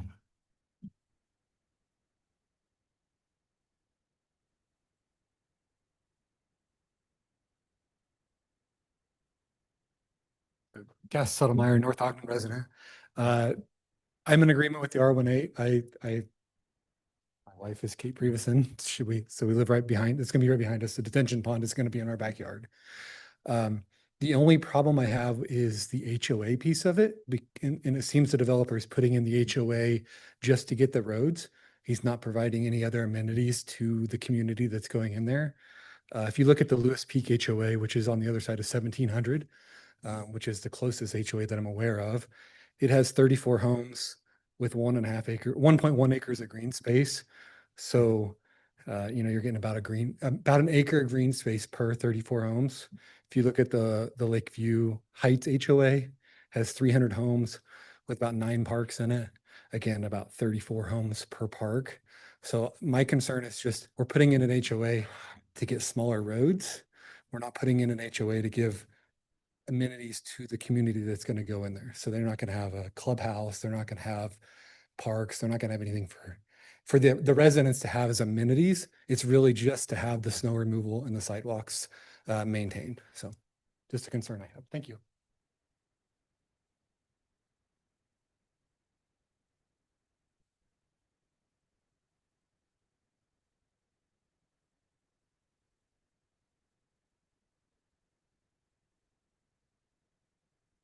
Don't get old, nothing ever works. My name's Kevin Bott, been resident in North Ogden for 40 years. I agree with the annexation. I would have preferred to have a mix of R110 along with R18, but I guess we'll deal with R18. And first, I'd like to thank all you guys for all the hard work. I know you've heard a lot of our complaints. We've written to you a lot of our complaints. Which I know it's time consuming and you don't really get paid for it. So my big concern is that the streets being so small, people they're saying they're going to have housing with a double car garage. If there's no RV parking, where do people put their trailers? Everybody has a side by side. Those trailers are about 12 feet wide, so they're going to be parked in the street. And so you get an ambulance, fire engine or something like that, it's not going to work well. We've already heard tonight from some people who unfortunately have been flooded. I lived on 1900 North, and I think I told you this once before, but when our house was being built down just up from Green Acres Field, there were a lot of people that their basements were getting flooded. The developer told us, take a drill and drill into your sewer drain. So all the water goes down there. So there's your problem with all the flooding. Everybody's sewer, the water is going down the sewer instead of down the gutter like it's supposed to. And the developer's telling us a lot of things. He's saying, yeah, we'll have these great 6-foot sidewalks. We're saving you all this green space. But what he's really doing is he's saving himself some money. If a sidewalk's 4 feet wide on each side of the street, he's saving 2 feet worth of sidewalk. So that's less that he has to take care of. There's already been some people complaining about the kids playing, which I agree with. It looks like they're just trying to cram as much as they can into one small area, and it's not going to be very, very safe for the people. the developer wants a lot of zoning changes, but I don't see that he's really given the city much of anything. He wants us to basically, say, well, we'll give you this, we'll give you this, we'll give you this, but what's he giving the city? He's going to take, and all the heavy equipment's going to come on 925 East, because there's only one way, two roads in, either in the Ward subdivision or where I'm at on the north side. And so who's going to pay for all that repair work once it's done? All that heavy equipment that comes in there, it's going to do a lot of wear and tear on the road that really, I mean, he's going to have like 10 years worth of road usage that I think that the developer should come up with some type of better plan where people actually have a little bit more space to set back. Like he was mentioning, I guess the warden in that area is going to come by and say, hey, your trailer hitch is sticking into the sidewalk or sticking out in the street. But I drive through Quail Pond quite often. I went through there yesterday, and the trailer hitches were sticking out into the street past the sidewalk. He hasn't lived here his whole life like I have, and so he hasn't seen a lot of this stuff that goes on. I mean, I'm trying to look out for the welfare of the other the people that are moving in, because once they move in, he's out of here. He's on to his next project, and he could care less. The city's going to get stuck with, if there's flooding, you're going to have insurance claims, and unfortunately, most of them get denied, especially on sewer backup or groundwater. I've been there, so I know. I think that if they came up with a better plan, wider streets, sidewalk on both sides, he's saying, save all this green space, but he's just saving money.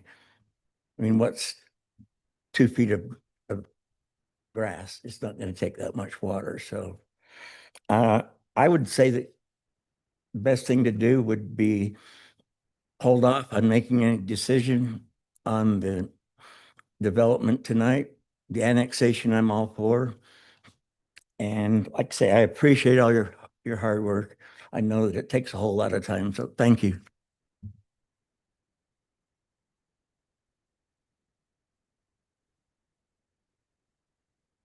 I'm Mindy Albee, North Ogden. Good evening.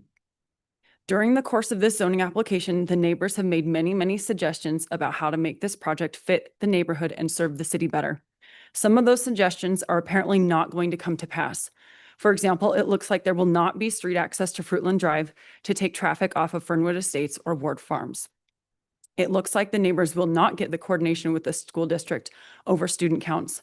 It doesn't look like there will be vehicle access at the west end of the property towards Quail Ponds.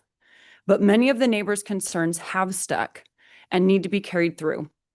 The developer himself has made promises regarding the neighbors' concerns, and the City Council and Planning Commission have listened to the neighbors and have given instructions to the developer about what the city wants to see at this site. All of the following 9 points should be in the development agreement. 1, at the February 3rd work session, the developer committed to build a pocket park in the detention basin. The development agreement should require him to do this and specify a fee that he can pay in lieu of building the park. 2, in his paperwork for the February 3rd work session, the developer said that, quote, all homes in the subdivision will be offered for sale only, not for rent. Councilman Pulver asked that the developer include a deed restriction that the houses be owner occupied. 3, that same meeting, Councilwoman Watson asked that the neighbors' various concerns be addressed in deed restrictions that follow the land. 4, at the Planning Commission meeting on November 5th, the developer promised that there would be designated guest parking to mitigate the street congestion. At the February 3rd work session, the developer committed to building full street, curb, gutter, and sidewalk along all of Fruitland Drive to match Ward Farms and Fernwood Estates. 6, the developer promised height limits along Ward Farms and Fernwood Estates. His email after the work session confirms a 30-foot height limit on half of the exterior units on this property. 7, Councilman Pulver asked for larger setbacks along the north and south boundaries. 8, the developer said there would be a preferred buyer program where teachers, healthcare workers, firefighters, police officers, and the like would be given opportunities to buy the houses first. 9, per the work session, February 3rd, the development agreement is intended to protect the neighbors as deed restrictions and be binding on future developers. Each of these points was communicated to the developer and to the neighbors. Unfortunately, not a single one of those instructions by the city or promises by the developer is addressed in the development agreement before you today. The text of the development agreement completely ignores all of those points.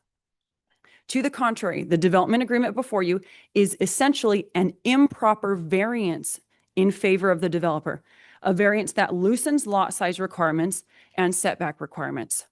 It imposes not one requirement on the developer. It memorializes not one of the promises the developer has made. It ignores each and every point that the City Council and Planning Commission asked the developer to include. The development agreement does not contain a single word in favor of the neighborhoods. To the contrary, the second sentence of the third whereas clause explicitly disavows any constraints on the developer.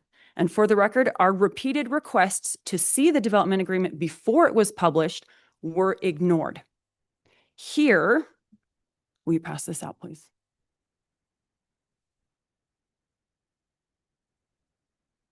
Here is a list of the missing content that should be in the development agreement.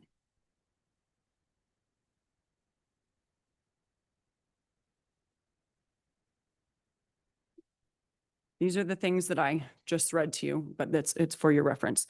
These are things that should be in the development agreement.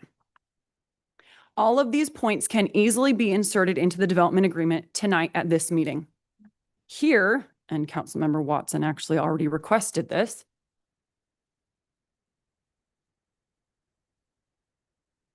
here is an insert that shows exactly how to edit the development agreement into conformity with the zoning solution that the developer is suggesting and that you have directed him to create. So this is the language you can use or modify to make that development agreement fit what you've asked the developer to do and to fit what the developer has already offered. If you do not reject this proposal outright, you should explicitly direct your city staff and the developer to bring the development back to you after they have edited it in this manner, to give the neighbors these assurances and protections that have already been discussed and provided to the neighbors. Thank you.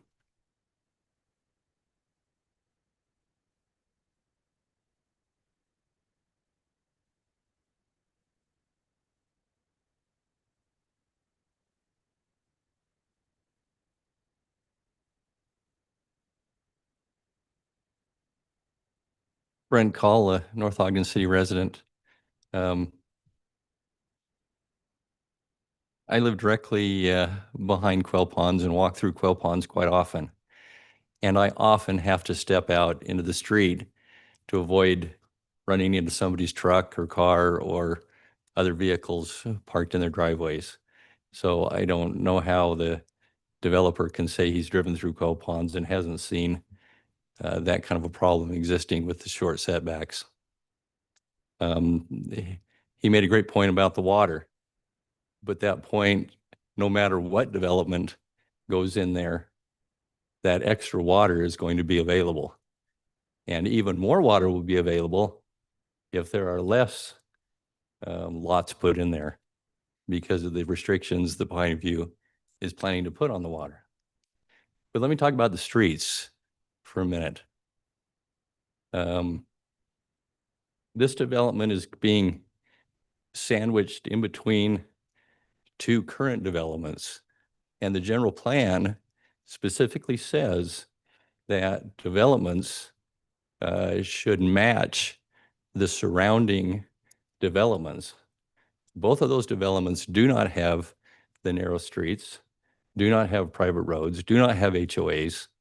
And so this is a significant deviation from the surrounding neighborhoods that it will be in between. In addition to that, the only purpose for the HOA would be to manage the streets. No other reason.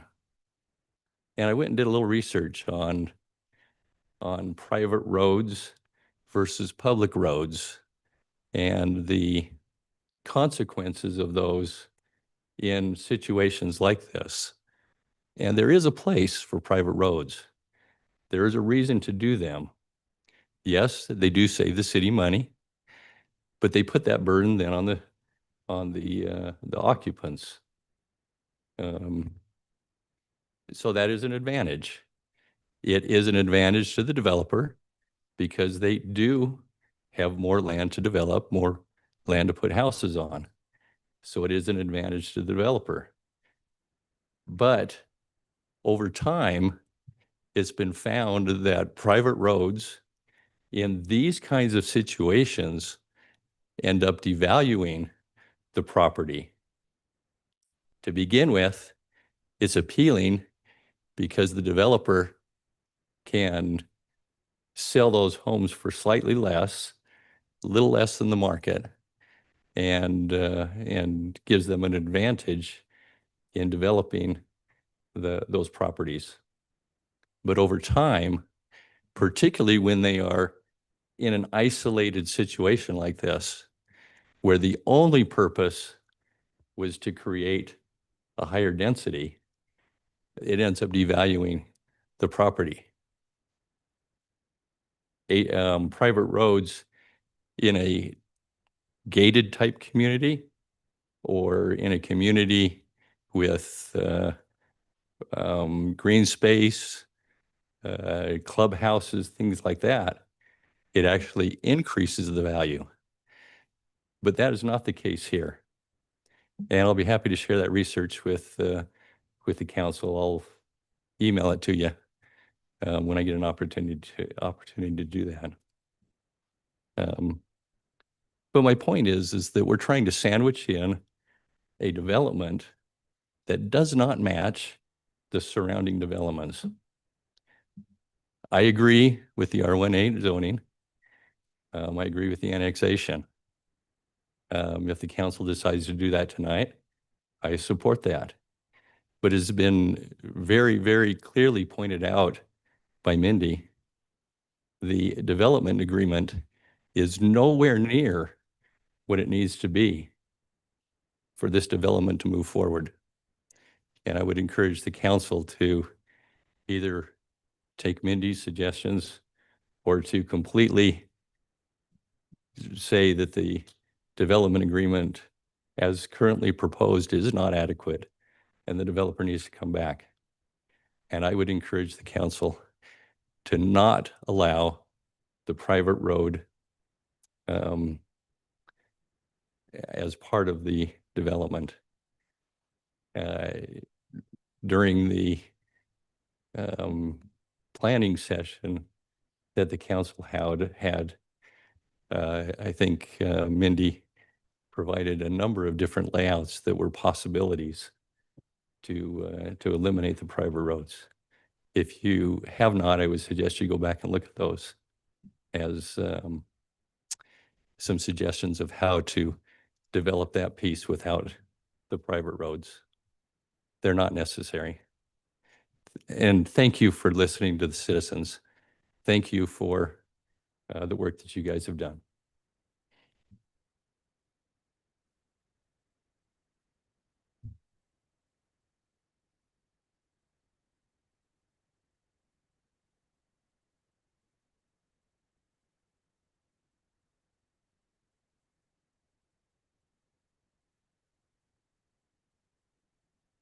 Kevin Burns, North Ogden. Good evening. Thank you for the work you've done. Thank you for listening to the concerns we've had on this development and the others, because we'll be in front of you again. We'll be back, right? My question is, if you approve an annexation tonight with the R18 zone and not a development agreement, can the property owner then come and just say, well, I've already got my R18, I can do whatever I want without your development agreement. Do you have something to hold them to completing the development agreement with the annexation tonight? Just curious, thanks.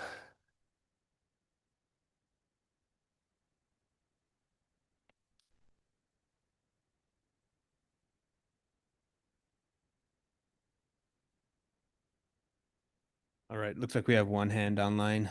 Sean Green. Yeah, I'm actually outside. I'm walking in right now. Hurry up. That's funny.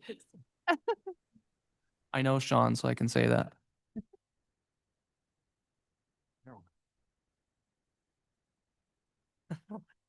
We need a filler comment. Hurry.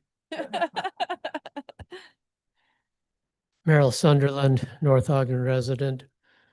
There are a lot of voices that you as a city council are listening to tonight and other meetings and other times on this issue and issues very similar to it. You're listening to landowners, you're listening to property development interests, you're listening to neighbors, you're looking at the situation of rezoning or not rezoning based on the decisions you make from what you understand and what you hear.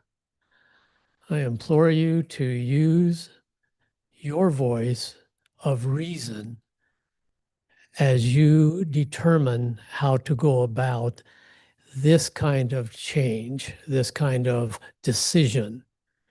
And whatever decision you are faced with tonight, if you're going to make one or if you're just going to delay it for reason, I recommend that you consider other items to make a decision on as opposed to just delay this. Thank you.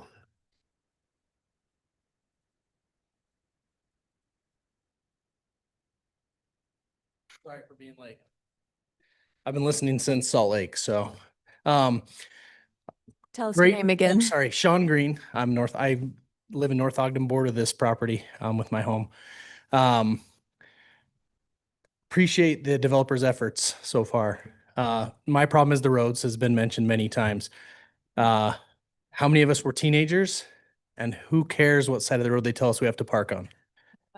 And the HOA can enforce that all day long, but a house on fire at the end with cars parked that a fire truck can't get to, there's no fee that the HOA can impose for that.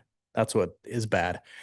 Developer also mentioned that on this piece of land, he can't fit two roads or two full-size roads and get the property in.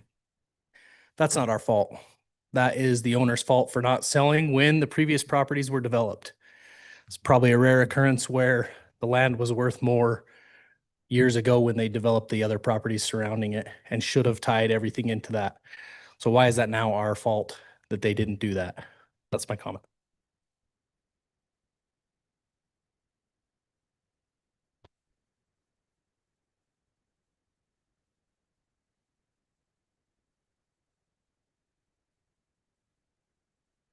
Hi, my name's Jenny Waters. I'm a North Ogden resident.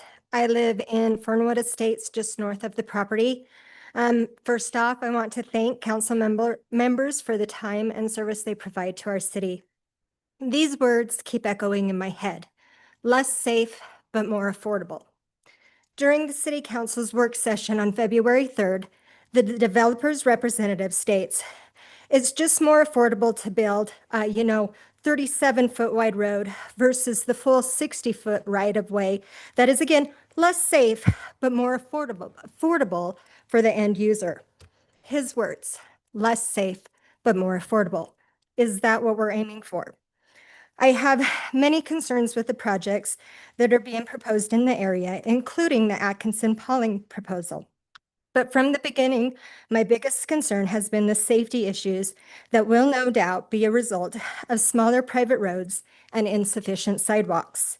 I believe these safety issues will be further magnified if the developer's request for decreased setbacks is granted.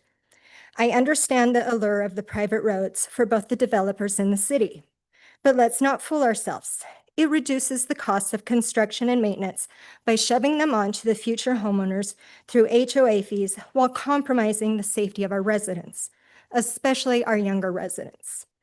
The city's land use development standard 11-9K states, in order to uphold and enhance traditional neighborhood development principles, private streets are discouraged and gated communities are prohibited. I ask that the City Council votes to uphold and enhance our traditional neighborhood principles. Please apply an appropriate zoning code. I feel like most of us have said that we can live with R18, but uphold the standards associated with the zone of R18 and maintain the public street requirements. Thank you for your time.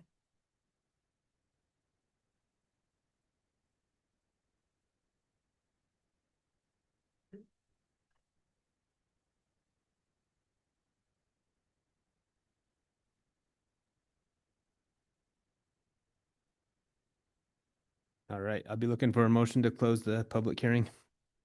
Motion to close the public hearing. Do we have a second? Second.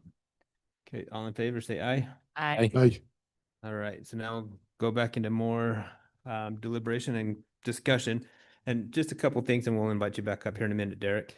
I just taking some notes here. A lot of what we heard was that we want a private park in this development. One of the reasons why, in my opinion, and maybe we'll have John and staff explain why, the developer's paying park impact fees of, is it $6,000 plus per home? It's 5,600. Okay, close to $6,000 per home to develop parks. If we require a park in the development, we can't require, he can't pay park impact fees. So he's paying to develop parks in the area. Another neighborhood not far from here, they are installing a park in their development, and then we are paying them back for that park. So it's an option. We could require a park, but then we, as a city, would be paying for it, not the developer, because of the park impact fee structure. The other thing, and I was going to ask Chief Finan or Tim in the back, my job, I work with the fire department. We go on significantly less calls on public streets, on private streets, than we do public streets. We are rarely going on traffic accidents on a private street. It rarely happens. Am I correct, Chief? Public streets, the wider the street, the more the potential for a traffic accident. So what he mentioned, that private streets are safer, they are safer, in my opinion. And this is just me running with fire departments. And also with parking, my job's enforcement with the fire department. When I go into a neighborhood that has an HOA and I see a parking issue, it gets fixed immediately. I've never had a problem where my fire trucks were not able to get down a private street because the HOAs always maintain their parking. They actually maintain it better than a city staff, just because we're understaffed.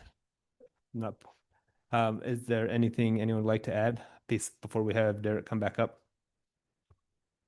So the one thing along Fruitland, it will be curb and gutter. Correct. That's required. That's not, doesn't need to be in the development agreement. That was just one thing. Derek, would you like to come back and address some of the comments that were made? Thank you. All right, just gonna go down the list address. I mean, I wrote down as many as I could. Not as many as I could wrote down. The ones that I heard that didn't cross over. Oh, sorry. Apologize. I'll eat that mic.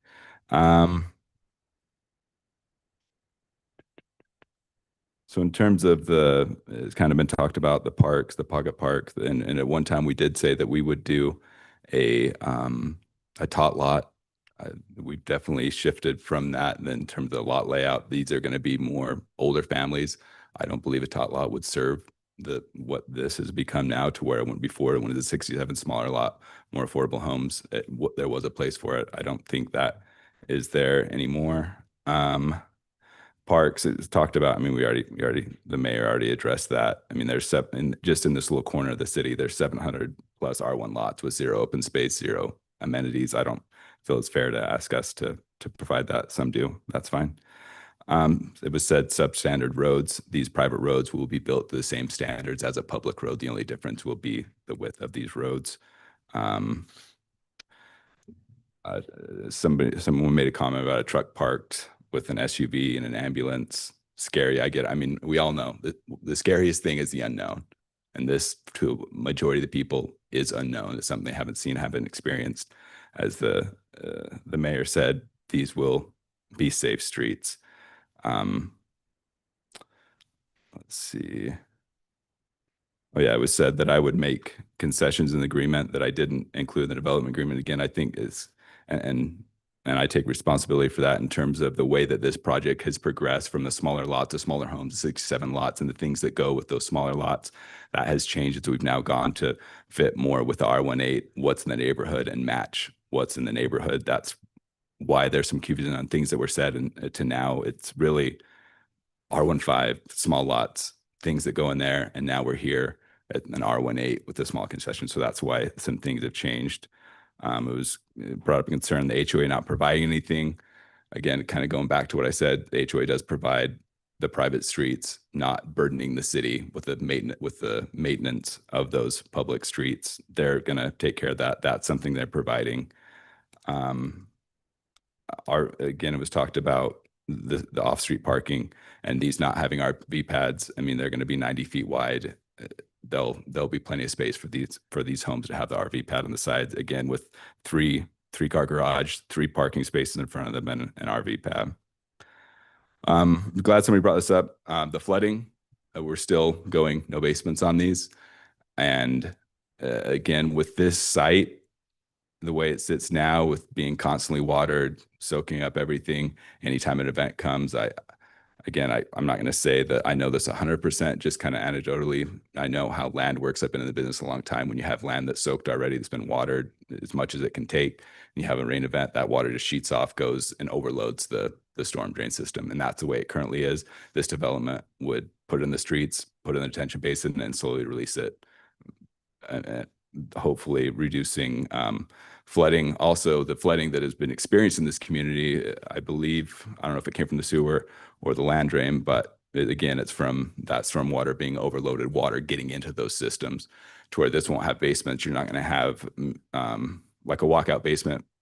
It's interesting. I don't know. You think you go to a land drain, but most of the time those drains at the bottom of those stairs go directly to the sewer. And so that could be a contributing factor in this, the water going in and overloading the sewer and causing issues. These no basements will not have that issue. And again, it won't be connecting to any land drain. So, and I believe possibly some of the issues that have happened with the flooding have been the land drain being overloaded. This will not contribute to that. It will, again, take care of the storm drain better than what it currently is. I kind of talked about this already. The promises is 67 lots, the Pocket Park, deed restrictions. We're happy to put in the development agreement that these will be for sale. We don't want to do deed restrictions because of the issues that it has with the lending side of it. And again, these really, the shift from the smaller homes, I could see how those could be all bought up and be rentals. With these bigger, like more expensive homes, it's not really a market for that. But again, these will be sold, that they'll be for sale. We can put that they will be for sale in the DA, but we don't want to do any deed restrictions again because of the issues that cause with lending on these lots. Height limits, we talked about that, the 67 lots. We were happy to, bring those down to make it more appetizing for the community. With it now just being the same thing, the same style houses, we feel it's adequate to have them just have the same restrictions of everything around them. And the kind of same thing, firefighters, first responders, we felt like that product was more marketed towards that. We don't know that this necessarily is. The builders we're working with, Woodside and Meritage, are very commonly offer those sales in their marketing program. First responders come, so that's going to be a thing, but it's just more difficult now with the more expensive homes to say we can do that. And again, I apologize if it was construed that I'm making promises that I'm not keeping. I hope it's understood that I was making promises with a different product, and we shifted from that to be more in line with the surrounding neighborhood. Again, just to clarify, the DA does say in there that it's maximum 44 lots, minimum 8,000 square feet. And again, with the DA, I understand that the comments were made and things you have there. I didn't put that DA together. I gave the feedback that was put together by city staff, by Scott and John, who have a ton of experiences in DA. I just asked them obviously to do it. That's not something that I mess with. I say, what, based on everything we have, what do we need to have in here? They put it together, and that's the DA you have before. It wasn't something I'm trying to hide and shift things around.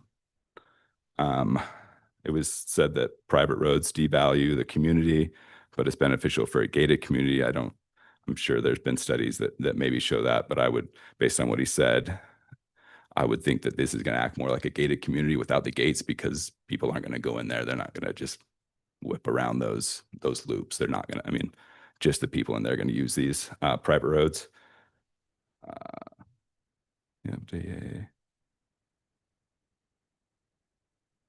And a comment was made, and it kind of goes into what I was saying, that it's not your fault that this land wasn't developed early. That's absolutely right. It's not your fault, and you're within your rights to, I mean, the whole justice and mercy thing, just say, nope, justice, do it like everything else. That's the way it has to be. I am asking for a little bit of mercy in terms of the way we lay out to get this site to work. And I believe the benefits are those private roads not burdening the city. So it's kind of the justice and mercy thing on that. Oh yeah, and it was brought up that I said less safe but more affordable. I apologize if I said that. I misspoke. I got a little bit of dyslexia. I could have misspoke. I hope it was clear today. I fully believe that and it was said earlier that these smaller private roads will be safer, and I totally believe that. I apologize if I said less safe, more affordable. And I think, was there anything else that I missed that you guys would like me to respond to from the comments? The mayor commented the curb and gutter on the road, the one road. It's not in the draft that we're looking at. Right. Yeah. The specs of the road are not in the draft. That is determined by staff. They'll determine what the road, what everything is up to their standard. It's at the discretion of the city engineer to say how everything works out. I think What road did you mention? Fruitland Drive. Right. Fruitland Oh, Drive. sorry, Fruitland Drive. Yeah, Again, that's, yeah. City standard. And we can have the city speak on that. They're going to require that as part of the development, just like they're going to require sewer, water, everything It's else. not in the development agreement right now, but that's. Nor does it City need to be, standard. because it's a city Yeah. standard. City standard. Yeah. Sorry. Thank you. Yeah, or Councilmember Carney said. just have one question. When you went back to the deed restrictions, and what's the problem, or what is your concern of people wouldn't be able to finance them if they're buying them as rentals, or? I'm not 100% sure how it works. I've just talked to the builders that will, so we're a developer, we come in and get it entitled, and then we turn it over to a builder who actually builds the roads, sells the homes. They've mentioned that is an issue with them getting financing. If you put a deed restriction also, it kind of, I don't know exactly how it works, but I know for sure that it'll separate this little group of homes from the, other 700 homes around it that have no deed restrictions. But So you wouldn't be interested in putting a deed restriction saying No. owner occupied? Well, but we could still add that all of them are for sale, Correct. which is And yeah. essentially doing the same thing. Correct. Yeah, it's the same thing saying they have to be for sale. You can't sell them to a renter, but you're not putting a deed restriction on. That that did not make it into the development agreement. We're happy you can say in your approval, but that language be added to the development agreement. And we're not happy for that. The R4 kind of had the focus of the deed restriction. Correct. I think what you're emphasizing there. Yep, correct. Because that was more geared, it could easily be bought up by an investor. This is not the product. If that was happening, you'd see a lot of homes, because there's a lot of homes for sale in, the R18 and around the area, and they're not being bought up by, one investor, to where that's why we didn't have it in this, because it's really not an issue, but we're happy to say that they have to be for sale. Thank you. And the minimum backyard setback is dictated by R18, so that's not really a factor now, because it pushes it out farther. So correct. And just looking at if you look at the in comparison and just the North Platte and the South Platte, they're kind of like your thing. It's exactly the same when it comes to yardage, Yep. east and west, north and south. Yep. It's almost identical. Yep, correct. Thank you for So bringing I think up. Yeah, that's both kind have of the key 20 thing. feet. And if you look at how the houses are mapped out and laid out, that's kind of what it gives me solace in the fact that we're not going to have to worry about a lot of the parking issues because of that. But I think, what was the other thing? And while you're thinking, thanks for bringing that up. I mean, again, I'm 100% right. Everybody said I don't live in this community. You're right. I don't. I've driven through it quite a bit. I looked at it. I mean, I look in Ward Farms. There's just not a lot of cars parked on the street there. And again, it could be winter, but these are going to have the same restrictions. Again, it's scary. The unknown is scary. I just don't see a lot of parking happening on the street. Well, there. and the key thing is, I think, is the fact that you're not talking a Patriot Point or that type of issue where you have a skinny, barely one car wide parking spot that's barely 20 feet long. You have 40 feet of, I'm making up a word, but a lot of space. I mean, if you're just looking at the houses from the ground level or from top down, there's a massive amount of concrete on most of these houses, north and south of this area. And that's kind of what we're talking about. We're not talking about a skinny little thing that we're trying to negotiate around. And I think, to me, that's kind of a bigger thing than, and the fact that you won't have park strips. I loathe park strips, but I think that's a good thing. But making sure that we are connecting the city is kind of the key thing. And if you do that on both side or the one side, the outside, that does connect it. And I think, anyway, we're going into discussion now. On 925, which is the public right of way, there will be street parking on that road Correct. that's legal. And are any of those homes along 925 facing towards 925? No, we'll That have would all, be quite a bit of parking. we'll have all the homes based on the Right. public street. It'll be just, it'll just go I through like. also had another question. Sorry, I just need to make sure I understood your answer. So all of the 925 East houses will be backing onto 925 East? No, Or the private roads? The private road. Okay, The driveways thank will you. go into the private road. Yeah. Yeah, it'll be, I mean, if you were to go through Ward Farms to Burnwood, it would look exactly the same. Be the same setbacks, homes on the sides, the nice, But it's side Strip. yards or rear so that there's not a lot of driveways coming out onto 925, which means there's a lot of street parking, right? Yes. Am I saying yeah. that right? Sorry, I misunderstood. But you're absolutely right. It'll be 100% street parking because there will be no driveways onto it. Oh, yeah, of course. You good with that? Yeah, okay. Yeah, no, I just needed to make sure I understood his answer. I'm good. Thank you. My other question, Has been brought up. I can be confused. maybe this was with the previous plan and not the current plan, but I was just curious, the planning commission expressed a preference for a more rural design character along Fruitland. I realize there's going to be the curb and gutter. Is there going to be sidewalk on Fruitland? We don't know that. We've asked staff that question. Obviously we will do whatever staff require. Because my understanding is they're still trying to figure out the identity they want for Fruitland. Mhm. And we're obviously willing to do whatever they ask us to do there because we're required to do it. So sorry, I can't speak to that because I don't know. We're leaving that in staff's hand to tell us what to do and we'll do it. Personally, I'll tell you my personal opinion. I would love to see some of those existing trees because that's what makes it rural to me is just the feel as you go. But I mean, that's a rare Yeah. thing for developers. I wish that we could always keep all, I think there is a city somewhere in Utah who says you cannot cut down one tree. I wish that we could do that. I guess I don't have any more direct questions for the developer. Thank you. So I have one question. Yes. And it's regarding your setbacks. Mhm. So you're asking for 20-foot set front yard. In R18, you can still only develop 35% of the footprint.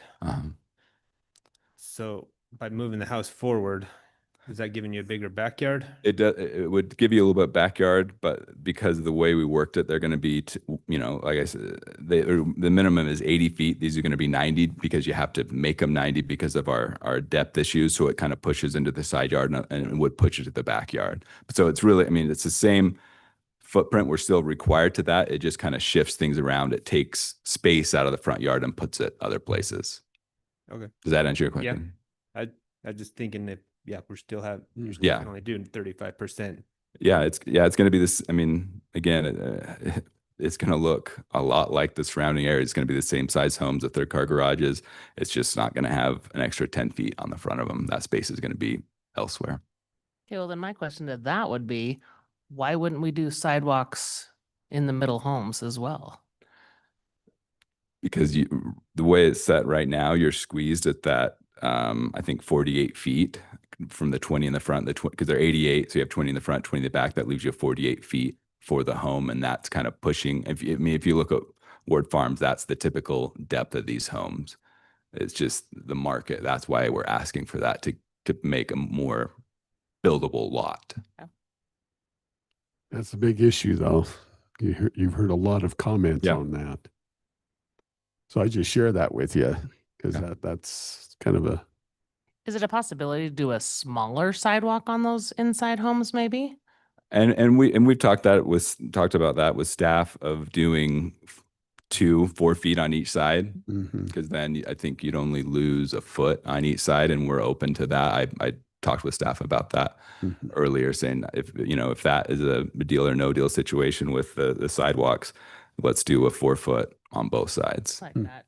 and that was suggested by one of the comments. Yeah. Wouldn't that not solve the snow issue though? Because the 6-foot sidewalk on one side was to allow for snow to be pushed, stored a little bit. I'm just throwing it out there. But just overall, sidewalks on both sides, sure, sounds great. Mayor, what do you think about the 4 foot on each side instead of 1 6 foot? What's your thoughts on safety? I like sidewalks on each side. I did a quick count when you had the map up. We have 10 houses that don't have sidewalk. If the inside, because the 2 or the 4 on the main road will have sidewalk on at least the main road side. Yeah. So we have 10 houses out of the 30 or the 44. that don't. 44. We have 4 on this side and 6 over here. So a lot less percentage than what we were thinking. But I mean, it is still a Yeah, the 4 concern. foot. Right. That seems like And again, I mean, my preference would be, and working with staff, they feel it's more than adequate to have the 6 foot on one side. Again, if it's a deal or no deal, that's something we can do. But I mean, I know the 6 foot on one side connecting the whole community would work. And sidewalk, I mean, it's expensive, and another large expense is a lot of the times the city requires you put it in the very beginning, and then you build a lot and they tear half of it out. Yeah. So it's kind of a compounding expense, but just my thought. I just got a track of some of the key issues that were discussed, and that seems to be a very And significant again, it's point. the unknown, right? I mean, this is, staff has said, perfectly safe, perfectly adequate to work. It's done a lot of places, but it is unknown and it's scary, and I get that. Yeah. Did I hear you right? That on each one we'll have room for a RV pad on the side? Yeah. Okay. Yeah. Yeah. And I thought that's what it was. There was a couple people talking about trailers Yeah. parked on the road, which I don't think that. Yeah, so that's resolved. It looks like Well, but plenty of room. it's not necessarily required unless we put it in a development agreement. So, there's room for a RV pad, but it's expensive to put down cement. So you can't just trust that it's going to happen. No, I think that if the homeowner is gonna put it in. Most, a Homeowner's got lot to will put it want in. it. Yeah, a lot will like to do that. Then they need to store their trailer somewhere else. need to. Yeah. Yeah. But just so there's room for it is a Yeah, good option. I for agree. them. And typically, I mean, in HOAs, there's language in there that you cannot store inoperable, and if you want to put that in the DA, just to make sure that the HOA says you cannot store trailers on the streets, we can add that too. I mean, in my HOA, that's the way you can't park an inoperable a trailer or an inoperable vehicle on the street for more than loading and unloading times. And that's our city standard as well. There you so go. It's easy. So it would be transferred over. But there is clearly enough room to build an RV Yes, pad. absolutely. Anybody who wants one will be able to build one. Yeah.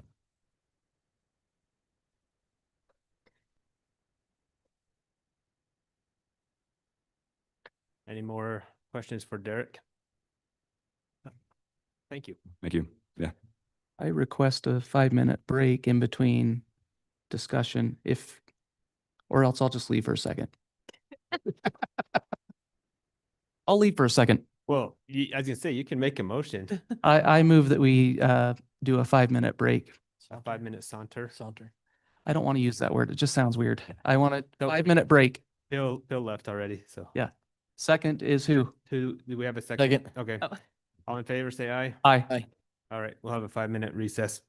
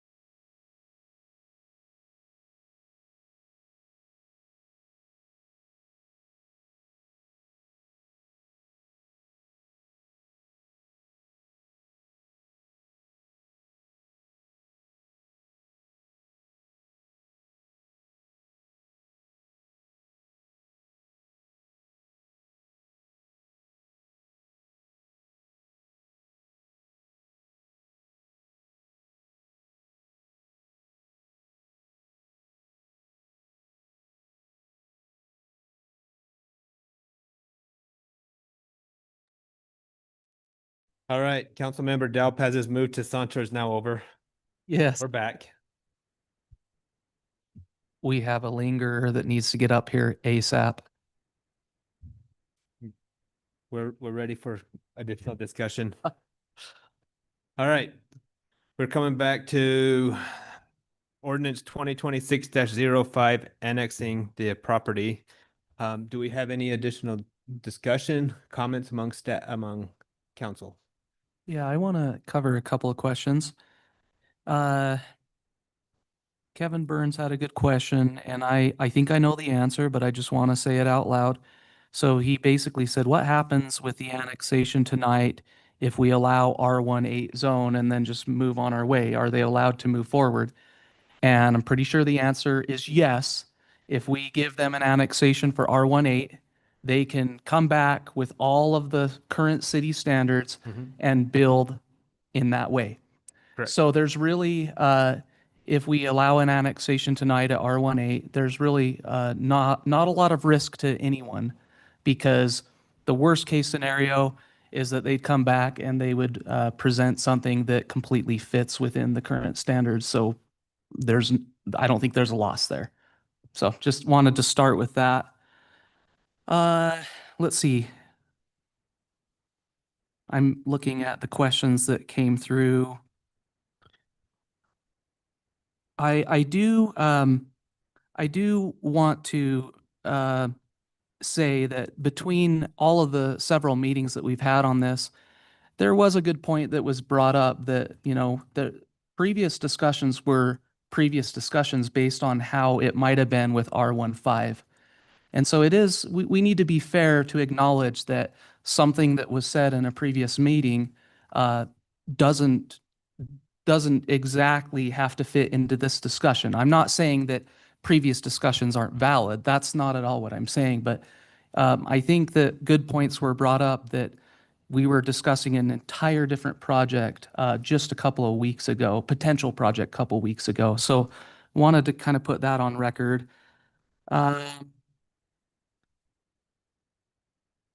Just want to reiterate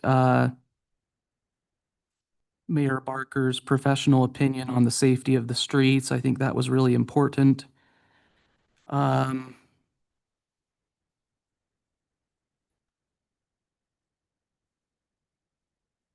were some discussions of some larger HOAs, or there was a thought brought up that some of the larger HOAs in the area have required some green space.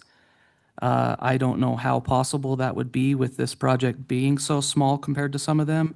I'm not sure if the Lewis Peak HOA is similar in size. I'd have to kind of try to check it on Weber County's aerial website.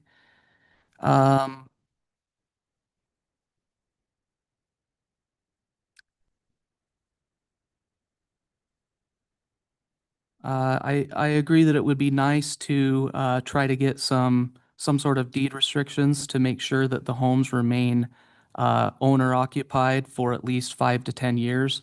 I know that the developer stated that there are some challenges behind that, but I do want to talk about that.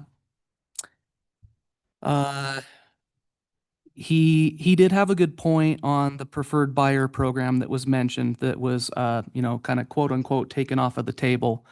The project has changed from what would have been reasonably small homes that would have been either entry level or an individual second home that they purchased after they built some equity.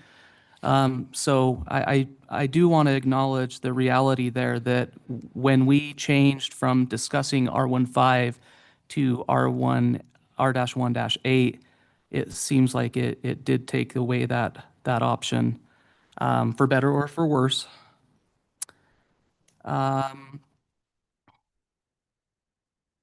There was a good thought about how the development is sandwiched in between Fernwood Estates and Ward Farms. That comment was very well taken, that it truly is, it's an awkward piece of land. It's a small, skinny parcel that is really hard to deal with. So mentioning that the general plan states that you're generally trying to get matching surrounding zoning. I think we've basically started to get the intent by doing R18. So we're on the right trajectory there.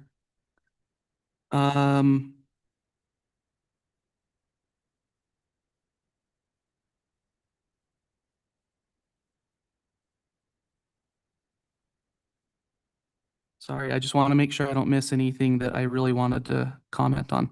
I think those are the things I wanted to mention for now that we should be talking about. Councilmember Carney? I've got two things to piggyback on what JD has just said. The first one, if we were to approve the annexation and the R-1-8 tonight, would he still need to come back with a new development agreement? Or is it, he would be able to do whatever he wanted at that point under the, So, with the city and rules? John can correct me. He could develop it under R18 standards. The big thing he's asking for is the smaller corner lots. So to keep those at 8,000 square feet, he will need a development agreement, but he could come back at 9,000 square feet and or John, do you have that and the setbacks. the setbacks? The Yeah, front those two. setbacks would be 30 Correct. feet. Sure. Just in terms of what the approval we're asking for, if we can't get the R18 with a development agreement, I don't know that we can make it work. So I don't want to encumber their land to be annexed and then zoned, and then they have to figure it out. I know it will work the way we've had it. So I ask that the R18 only be approved with a development agreement, and we can include the changes that we've talked about of saying that they have to be for sale. Again, I don't believe that they need to be deed restricted, and that will affect the how they can be the loans on them, and also with everything else not being deed restricted. I don't want to put them at a disadvantage, but I'm happy to say in the development agreement has to be for sale, and the sidewalk if we decide that. But I don't want to encumber their land with just the annexation in R18. The development agreement needs to come with it, or further discussion. I'm happy to do that. Okay, thank you. Okay, and then the other question I had, I guess maybe just a personal thought, with buying, I don't know that there will be a lot of people buying these as rentals where the price has gone up now, because I know with buying landlords properties, you usually have to have 25% down. So that's going to be, I think that's going to halt that a lot. So, but I would like to visit the deed restrictions again, just to clarify. And this is my opinion, just on the deed restrictions now that we've switched to the new zone. Ward Farms does not have deed restrictions, and Fernwood does not have deed restrictions. Oh. And we don't, and the audience would be able to let us know how many rentals are in there. Not many. Probably not many. Probably. So the market's going to dictate that they are not going to be rentals. They're not entry level either. They're not entry. No, Yeah, exactly. no. Correct. On that, could the wording be something like, these must be for sale from the person who will be living in them and not just for sale? Because when we say they're for sale homes, if we were to have a development agreement and ask that these are all for sale and not for rent, does that only last one day? Or do we say you can't buy this home unless you will be the one to buy it, live in it, right? How does that work? Owner occupied. You know, I would like to kind of take away my concern. Now that I'm thinking about it, my mind was kind of thinking on the smaller lots, smaller homes that were originally proposed. So I just kind of want to withdraw my concern on deed restrictions. It should be a non-issue. Might be like 1 or 2 rentals total in the whole neighborhood. That would be my concern as well. If you're looking at other developments, unless it's entry level or to meet our moderate income housing plan, then we want deed restrictions. These are not moderate income housing plan homes. Yeah. And we don't put deed restrictions up on the Cove or in Northview Estates or any of the other developments we're developing other than the moderate income housing ones. And I just want to say, I don't want to feel guilted into not making the decision that feels right, because, you know, the developer's saying, and I think it's fair for him to say that it may not pencil if we do not allow these development agreements into his subdivision. But when he says that, it kind of like am I supposed to take on some extra guilt that if we don't allow this, you're not going to be able to build your product? Like I I don't want to have to feel guilty about the decisions that we make. So the land right now, you know, could easily go as RE20 if they wanted to just go straight ahead and have it developed. And it could go as R18 if we approve the annexation. And so I understand, I totally understand that you're saying this may not work if we don't do this, but I don't want to have this feeling of like, are we supposed to feel guilty? Like it's not necessarily our responsibility to make sure that the project is profitable. I'm not in the industry. It's not my job, so I can't tell exactly what it would take to get a product in there that is viable. But I imagine there's got to be some developers that would be interested in a straight R18. Councilmember Pulver, did you have? I got lots of stuff. You ready? We're ready. Okay. Sorry. So, and I think the big difference between this and other developments is that right now, this is not within our city. This is not within our current zoning allotment, so to speak. RE20 was talked about, and that was what the previous development that we talked about was. So this is coming into the city, and it has to pretty much match what's around. Looking at the map, looking at how things flow, the R18 pretty much does it. If you go any bigger, then it's different. I know the lot sizes are just slightly tweaked, but with the frontage that we're talking about for each house, that makes a difference. And I don't know, measure it off. 90 feet is a lot, and I know that's something people kind of poo-poo, but I think that's the one thing that kind of switches my gears on that one is that that provides a lot of frontage. So looking into that, I think that's a big thing. These are not entry level anymore. We're not, this isn't a first time home buyer thing. This isn't, like we were talking about, deed restrictions. I think that's off the table. This is not something that we can restrict in that regard because of that. It is something that we don't have as much leverage as we did with the other previous developments. I think the sidewalks are something that I'm not the expert as to whether 2 4-foot are good or 1 6-foot is better. I'd rather be side by side walking with somebody sometimes. I don't think you can do that in a 4-foot, just my opinion. So my opinion is that staff, I'd recommend staff come up with I'm not the expert when it comes to that. And what fits better with the city overall, I'd rather leave that up to staff, especially on sidewalks. Just my opinion. I think a lot of the other things we were talking about, road access to Fruitland, it's not doable. We're not allowed to do that. Adding more people, adding more kids to the school, that's not the city's problem. That's the school board's problem. We're developing our city the best we feel is necessary. I think the key thing is fitting into the overall neighborhood. I think we keep saying that over and over again. The main thing is north-south, and that's the access we're talking about. And it maintains the same width of road for that. Are people going to be whipping around those corners trying to find something? Well, maybe the Uber driver or the DoorDash, but that's about it.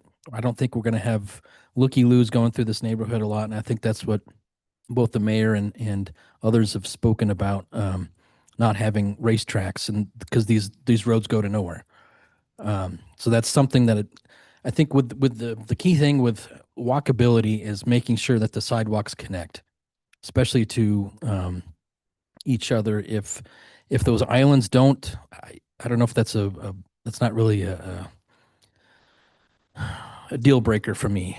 So I'm kind of, other council folk can say what they want on sidewalks. That's not gonna be my key thing. And the cut through, I think that was the key thing when I was talking about streets, is that where do people drive normally? And that's gonna be on 825 going north and south. And I think the other thing is that we're not approving the site plan. I think the site plan still has to go through approvals, it still has to go through staff, still has to finally go through planning commission, if I'm not correct. So this isn't the final. We're bringing it in under a certain zone, and then the final site plan comes through and gets approved through planning commission. So And it will be interesting to see if that Pine View does start implementing their 1/3 less than everybody else has on these sites, because that will be interesting because that will not include a whole bunch of green space as well. So I do believe we should have something on the development agreement about, whoops, where'd it go? Man, I just lost it. All right. We'll get to that later, I guess, when I find that. Okay. Yeah, go ahead. Yeah, I have questions about the wording of this has been brought up by one of the comments, the wording of the agreement, the development agreement. So, I mean, I brought up this earlier and the developer said the maximum number of lots is 44, but is that just because he says that when he passes it off to someone else? So do we need to have some kind of language in the actual development agreement that says all of the lots will be at a minimum, each of the lots will be at a minimum of 8,000 square feet. The maximum number of lots is 44. We need to have sidewalks on at least one of the sides of the roads. Do we need to have all of these things? No basements, the things that we've heard tonight that aren't necessarily attached to this particular site plan, but the overall agreements that we've heard tonight, do we need to have that language written in the development agreement? John or Scott? I mean, all those provisions, I don't think all those things are necessary. But, a good example is like the no basements, it ends up being a policy decision with the council. If that's something that you need to feel comfortable voting for the R18 zone, then it should be in there. If it's not something you need, then don't include it. So, I'm not aware of a situation, for example, where the city engineer would approve a street without a sidewalk, but if you need that in there, then you can include it. Okay, for example, if the city engineer says that they just need to have sidewalks on one side of the street, I would way rather have 40 or 34 houses have sidewalk and only 10 not have sidewalk than only 10 have sidewalk, or no, I'm saying this wrong. 12 have sidewalk and the rest don't have sidewalk. So can we say in the development agreement that we want the sidewalk to be on the outside? It was suggested, but can we put that language in there to guarantee that? Yes, you can include it, and the developer could, it's a two-sided agreement. So if they say yes and you say yes, then it's in the agreement. Right. I'm just saying if he's asking for the corner lots and for the setbacks, then maybe we have a chance to put in for what we want to hold him to, right? So I would say sidewalks on the outer edge of the neighborhood, everything except the island, however you want to word it. I think that's really important so that the pedestrians in the neighboring communities have a way around and they don't have to, kind of be unorganized in walking through the neighborhood. And again, I'm a little nervous that, if there is a development agreement and we come in with a completely different site plan, with a different amount of lots, how sure are we that the average isn't R18 versus each lot being R18, right? Is that a guarantee in our development agreement? Okay. I don't have it in front of me. City residential R18 maximum density of 44 single family dwelling units. Okay. Sorry, I didn't remember that part. Okay. When I heard a couple of, I thought that I read that, Michael. Mayor, if he's going to talk, he needs to come to the microphone. And really, you probably should allow him to, as opposed to just speaking from the audience. So it's in the development agreement. Okay, the 44 units is in the development agreement, which I didn't see before, so that is reassuring. But I mean, maybe it's just me, but I would put that restraint on the sidewalks in the language.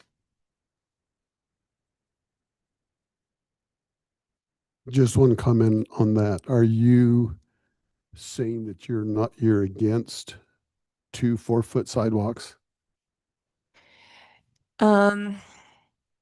No, I'm not against that. It's not really something that I have a firm opinion on versus 4 feet sidewalks Versus versus 1 1 6 6 foot. And, you know, if there's better flow or, you know, neighborhood feel to have a wider sidewalk, I don't know enough to say one way or another, I guess. So I'm just sensitive to some of the comments I heard tonight. That's why I bring that up. But I think Chris says that he feels comfortable with the staff evaluating that. And the sidewalks will have to come, like, design would go to planning commission. Yeah. So you could well have the planning commission saying Mhm. 2 4-foot sidewalks. Yep, the planning commission. And Okay. Tim in the back will make that decision. Okay. I mean, I agree with Councilmember Pulver. I trust our staff that no. But I also agree with Councilmember Pulver, a 4-foot sidewalk is hard to get two people to Yeah, walk side it by is, side. it is. Or even have, yeah. I agree. And that's why our new city standards don't allow 4-foot sidewalks. Yeah. They're 5 feet or above, so I So prefer the 6 foot. just out of sensitivity to the comments. Yeah. I'm comfortable with what Well, and I think the big thing is that if you look at a lot of the city, and I say a lot, meaning look at some of the older, they have none. So I'm not saying we shouldn't because it's safer for kids. I agree 1,000%. But at the same time, if sidewalks are the issue, then we need to start amping up our property tax so that we can put sidewalks everywhere. So just a note, and I know because even in full size roads, they don't have sidewalks, so they have to walk in the road. So I'd rather have a Into school even. correct, and that's the big thing along 1900, 1700. I think there's a lot of things that we need to work on to make sure that, and I'd rather have that done than try to do anyway. Sorry, talking too much. I thought of another thing that I'd love, I don't know if this is just me, but this was promised, but I think the fact that 925, the public right of way, which is allowing street parking on both sides of the streets, I think it's a valuable addition to say that none of those homes will be facing 925. So that will provide quite a bit of extra parking if that is in the agreement.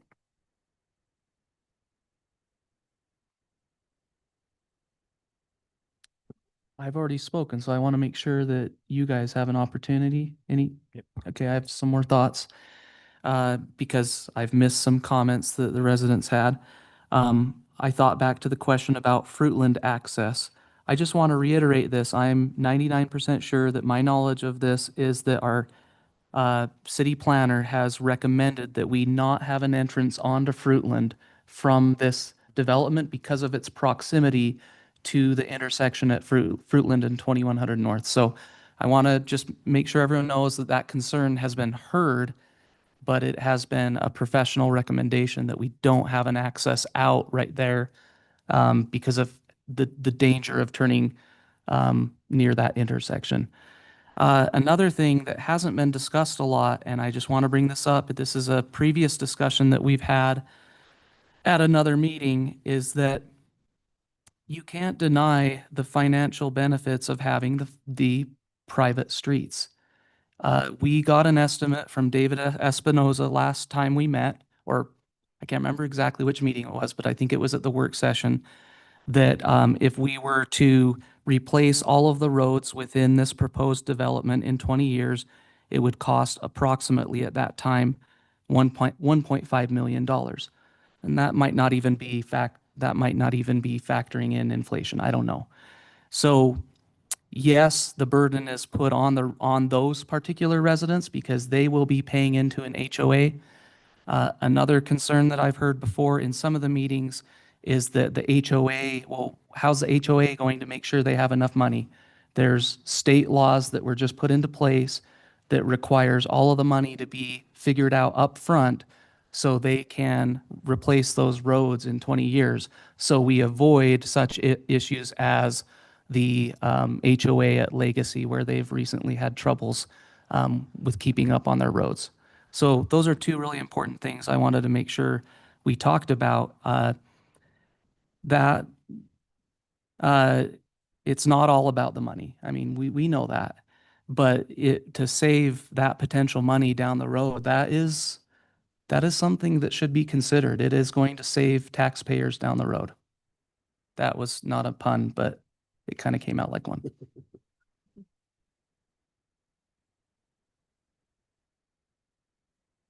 It's also kind of a value that these two neighborhoods are connected and that there's another access point. I thought that was, I hadn't thought of that before tonight when that was brought up.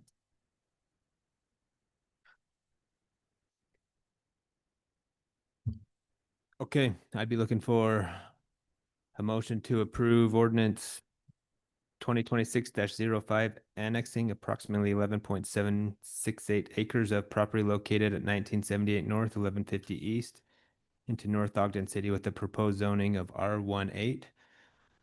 Or another motion if somebody else would like. And just a reminder that this motion is simply for R18, has nothing to do with the development agreements. Correct, the development agreement is next. I move that we approve annexation ordinance 2025-05, which is annexing approximately 11.768 acres of property located at approximately 1978 North, 1150 East into North Ogden City with a proposed zoning designation of R-1-8. All right, we have a motion by Councilmember Dowpaz, I'll second. a second by Councilmember Carney. Now, do we have any other discussion? And John? Council, if you do want it to be subject to a development agreement, then you could make that part of your motion as well, and then adopt a development agreement in your next action. Councilmember Dowpaz, would you like to amend your motion? Well, I don't think so, because this allows and guarantees that he can move forward with R-1-8. And the other part of it is, can either be debated further in this meeting or can be debated at a later meeting. So I feel like we are giving the developer something that is reasonable by approving the R-1-8. And he could either go back to the drawing board and come back with the R-1-8 with no standards changed at all, and we look at it. I don't want to change my motion. If someone wants to not second it or come up with another, I'm fine with that. Any other discussion? I'd be willing to make a motion to have the development agreement, but I guess we have to wait till that one dies. Is that right? No, you can't. If John's gonna have to clarify that, you can make a motion and then we vote on whether we want to keep your motion or which motion we're gonna keep. Correct. So you can make a second, yeah, so you can make a. So if you make a motion and it's seconded, then the council will make a vote on whether your motion supersedes the other motion or whether the original motion stays. It's Okay. Bob's rules. Okay, Bob. Yep. I will make a motion that we approve ordinance 2025-05 annexing approximately 11.768 acres. It can be 2026-05. Oh, all right. Oh, and I said it wrong anyways before then. I'd 'Cause I said like it to, exactly as it's put here.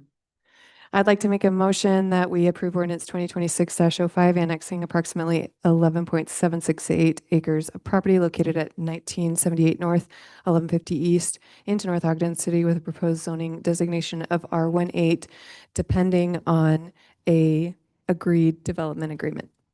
Second. All right, so we have a motion by Councilmember Watson and a second by Councilmember Pulver. Do we have any other additional discussion? Okay, so now we get John, do we vote to see which motion survives? Yes, so you see if it's not supplemental, but that's the only word I can think of. The supplemental motion would take the So- place of the original I motion. didn't have a second, so doesn't it just die? No, you did have a second. Oh, I did. Oh, You- sorry, I didn't realize Councilmember that. Carney, vote second. I was feeling alone. All right, so now we'll vote on Councilmember Watson's motion. So a yay vote is for her, a nay vote is for Councilmember Dowpaz. And you're not voting on the language of the No. motion, just that motion would be the motion under action before the council. Wow. If you're not confused, you will be. Councilmember Dowpaz, Nay. Councilmember Neighbor, Yay. Councilmember Carney, Yay. Councilmember Pulver. Yes. Can I say yes? You can instead? say yes. Okay. And Councilmember Watson. Yes. Okay, so now Councilmember Dalpaz's motion has been superseded. And now we're just with Councilmember Watson's motion. Do we have any additional discussion? I would just say that John's advised us if we were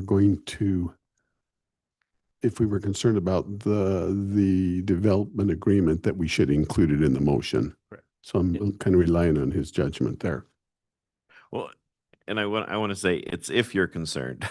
Yeah, okay. Legally, that's the right way to handle it. Right, and I think, yeah. I should just say that you gave us advice that you gave me advice to help me make my decision. Okay. Okay. So now we're gonna vote on Councilmember Watson's motion, which is this big, long annexation again, 2026-05. It's contingent upon the development agreement. Councilmember Dalpaz, No. Councilmember Neighbor, Yay. Councilmember Carney, Yes. and Councilmember Pulver, Yes. and Councilmember Watson. Yes. All right, so that motion passes with a 4-1 vote. All right, moving on to item number C, consideration of the Atkinson Pauline Arrowleaf Development Agreement. Do we have any discussion or anything you'd like to add into this development agreement before we vote, or? I do. So you said paragraph 3 for the 44? I didn't. It's in the whereases up here. Oh, there it is. And then I've also inserted it just down here as well. It's And- okay. Nothing like writing 44. You never catch it. Oh, Okay. it's in the whereases, okay. And then one thing I would suggest, because this is a two-sided agreement, you obviously can vote on what you would agree to, but you also are welcome to have Derek come up and provide feedback on what he would agree to see if he can reach an agreement tonight. Yep, and before we have you come up, let's just make sure we have everything they would like to put out first. Anyone have any thoughts? Member Pulver does? Or- Okay, go. I think Start after you. I think I wrote this out of your head anyways, is the sidewalks on outer edges, no main driveway access on 925 East, owner occupied and no basements.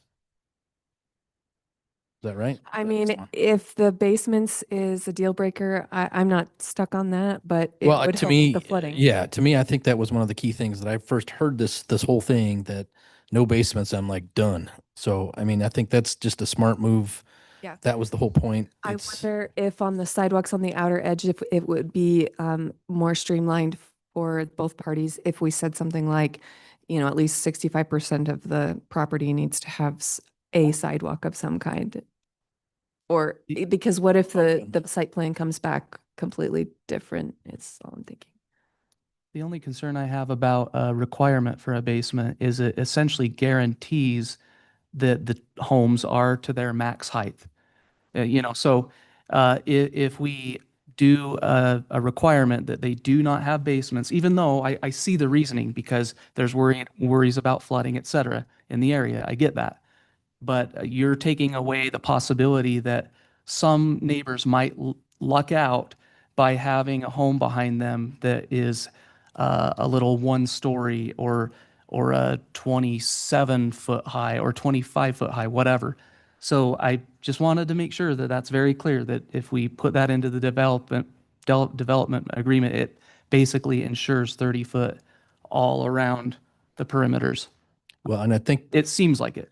true, but you still have the 5 feet of sunken down they're not pumping it up like all the other developments north and south. But the 5-foot sunken down thing, I mean, how sure are we on that? I haven't walked the property to know for sure that it's 5 feet down all the way around.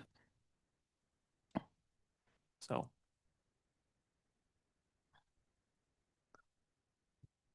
Well, that was the 4 I came up with. I mean, the sidewalks can still be staff approved too, and that was, I can go either way on that, but I think the driveway access, I think, is a very good idea, and I think that should be in there. An owner occupied 100%. The basements and the sidewalks, I could go either way. I don't really have a. Anything else? So what about front yard setbacks, saying 23 feet? I don't know exactly how this is going to affect the development, but talking about the worst case example of a large truck. Why is that Uh, worst case? it's Sounds not like worst- best case. Well, no, I'm saying someone comes in with a Ford F-350 Super Duty double cab truck that's 22.1 feet long. It sounds like a That- great idea. I think JD, where you're going there is the fact that you have the small little skinny thing if you look at all of the houses surrounding, you're not butting up. The garage isn't the first thing that you hit. The garage, for the most part, on most of these designs that I've seen, is sunken. So you're talking a good 30-foot driveway at least before you're hitting the road. John wants to dispute that.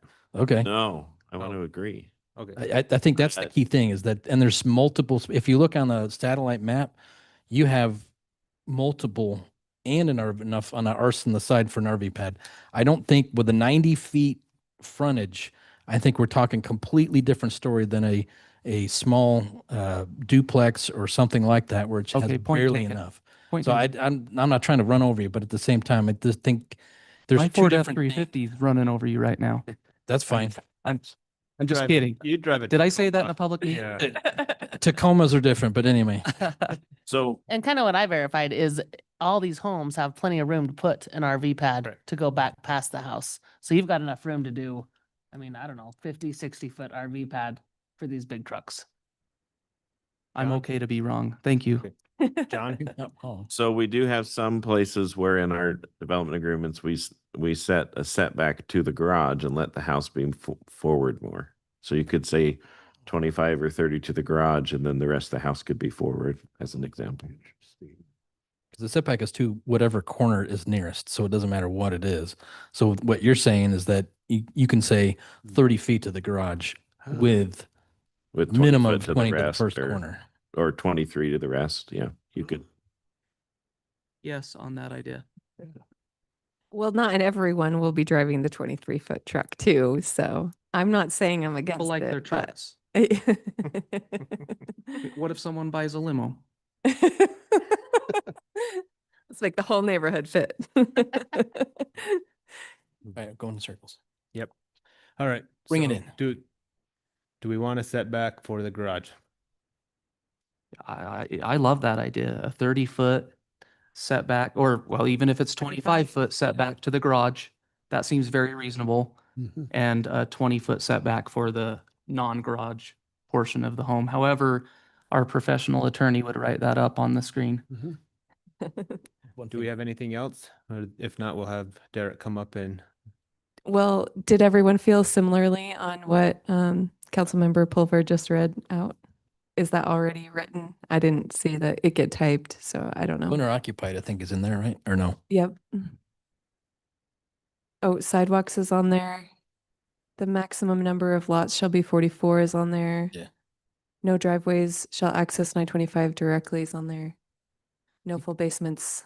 He was typing as well. So yeah, thank you for A- typing. Am I a lone wolf on the basement comment? I just want to get it out there.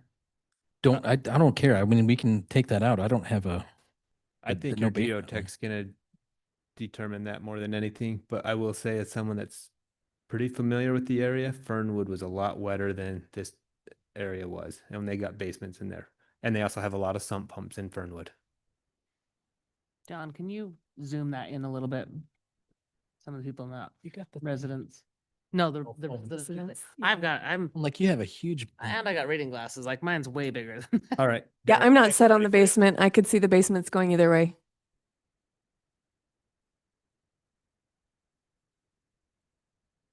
For me, in terms of developability, I'd much rather put no basements and the restriction on the garage, just in terms of again, these people are going to be building the homes they want. They're going to decide, do I need 20 foot? Do I need 25 foot? Do I want to put it on the side?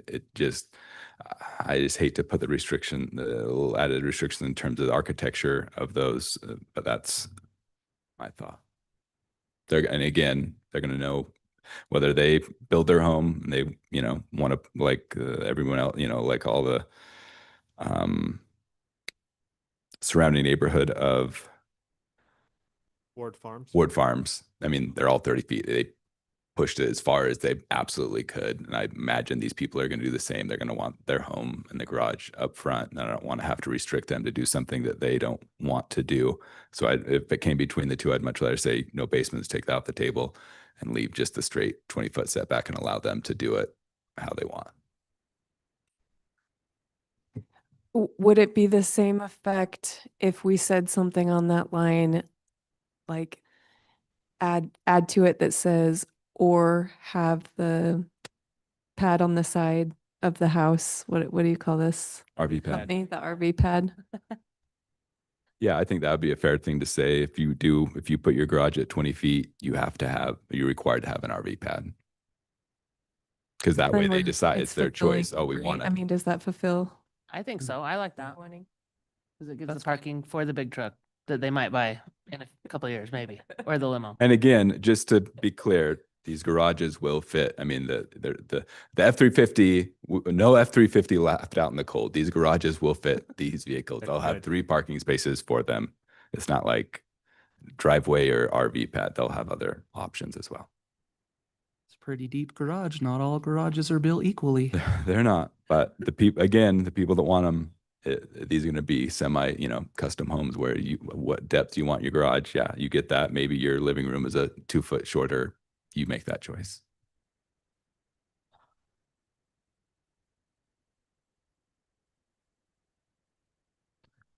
Just so John, could you just go through to make sure I didn't miss the changes to it, to just make sure I didn't miss anything? Again, I don't want to encumber anybody's land without liability. No pressure. Is required. Oh, John, I couldn't do that. Type in front of somebody. Under pressure. Oh yeah, no. I wouldn't have been able to type that well. If I did it, it would be all red and then go Right? through and Okay, let yeah. Word tell me what the right words Sure were. he sees all the changes. Yeah. So everything should be in this B section. So it's the 8,000 square foot lots. Yeah. Front yard setback 20 feet. If the garage isn't set back at least 25 feet, then an RV pad's required. If the garage is not set back at least 25 feet, then okay, yeah. All homes will be offered for sale as owner occupied. Yep. Sidewalks, outer edge, along 34 lots. Yep. Minimum is 44. That's a restatement of the whereas above. Yep. No driveways on 925 East. Yep. No full basements in the development. Yep.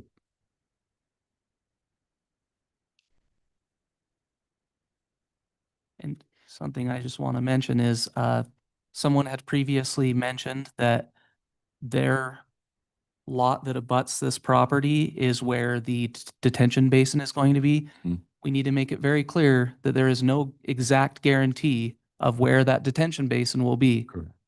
Because there might be a resident out there, the resident that commented that said, hey, there's a detention basin behind me. We just have to be clear, the engineer's going to come through and say where it should be. Yeah, and it could be bigger and we could lose a lot. I mean, it could go down to 43. We don't know. What I can tell you based on my experience of doing these, a lot of the times you can go to somebody that just lays out lots and just kind of paints a picture. We went with an engineer, had him lay it out, something that actually work. I would say what is going to be delivered will be close to 85 to 90% of what you've seen here. There's just not a lot of room to move things around, but you're right, 100%, not guaranteed. Can you explain to me your basement reasoning again? That went over my head. So you don't want basements, right? Yeah, I did. For the reasons we've talked about in the flooding, it's just not something that we feel would be good to put in this community. Okay.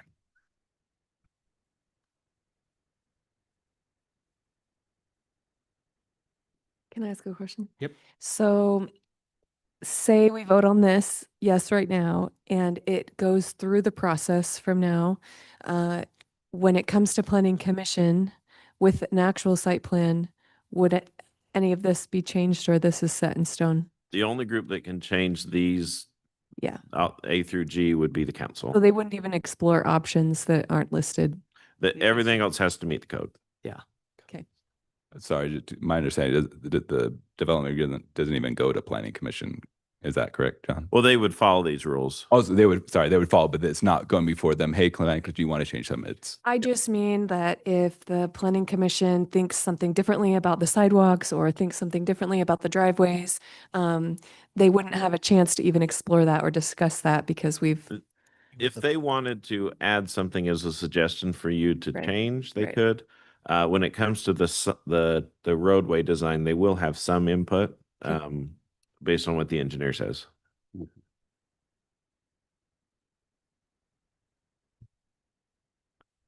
Okay, any other considerations or discussion?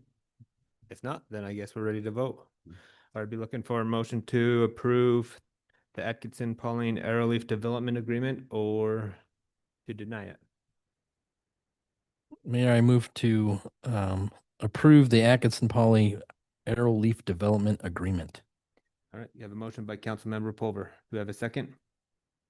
I'll second that. Go. All right, Councilmember Neighbor. Do we have any further discussion? I would just like to thank everyone for all the emails. And again, I think I said this last time. I know for myself, I think I read them 3 more times today, every single one of them. And I think we all do. I don't think we all need to respond saying thank you for your information, but know that there's a lot of thought that goes into these and very much appreciate your time of the considerations for your neighbors and your neighborhood. Means a lot. Means that there's a lot of future planning commissioners out there is what it is. Yes. That too. All right, Councilmember Dowpaz, No. Councilmember Neighbor, Yes. Councilmember Carney, Yes. Councilmember Pulver. Yes. And Councilmember Watson. Yes. All right, motion passes 4-1.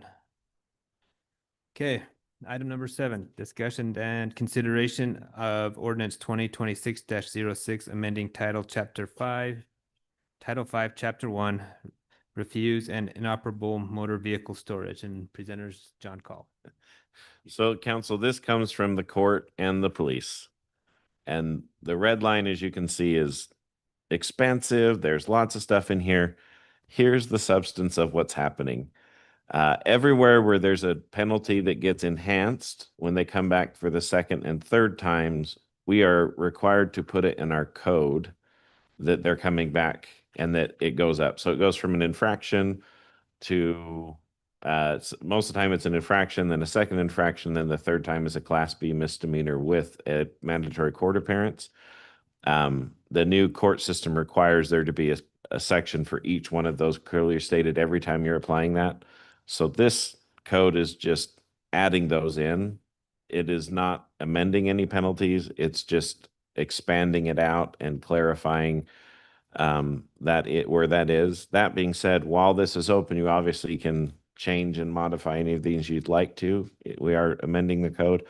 And I think it's likely that when these get adopted, we might come back in the future with new ones.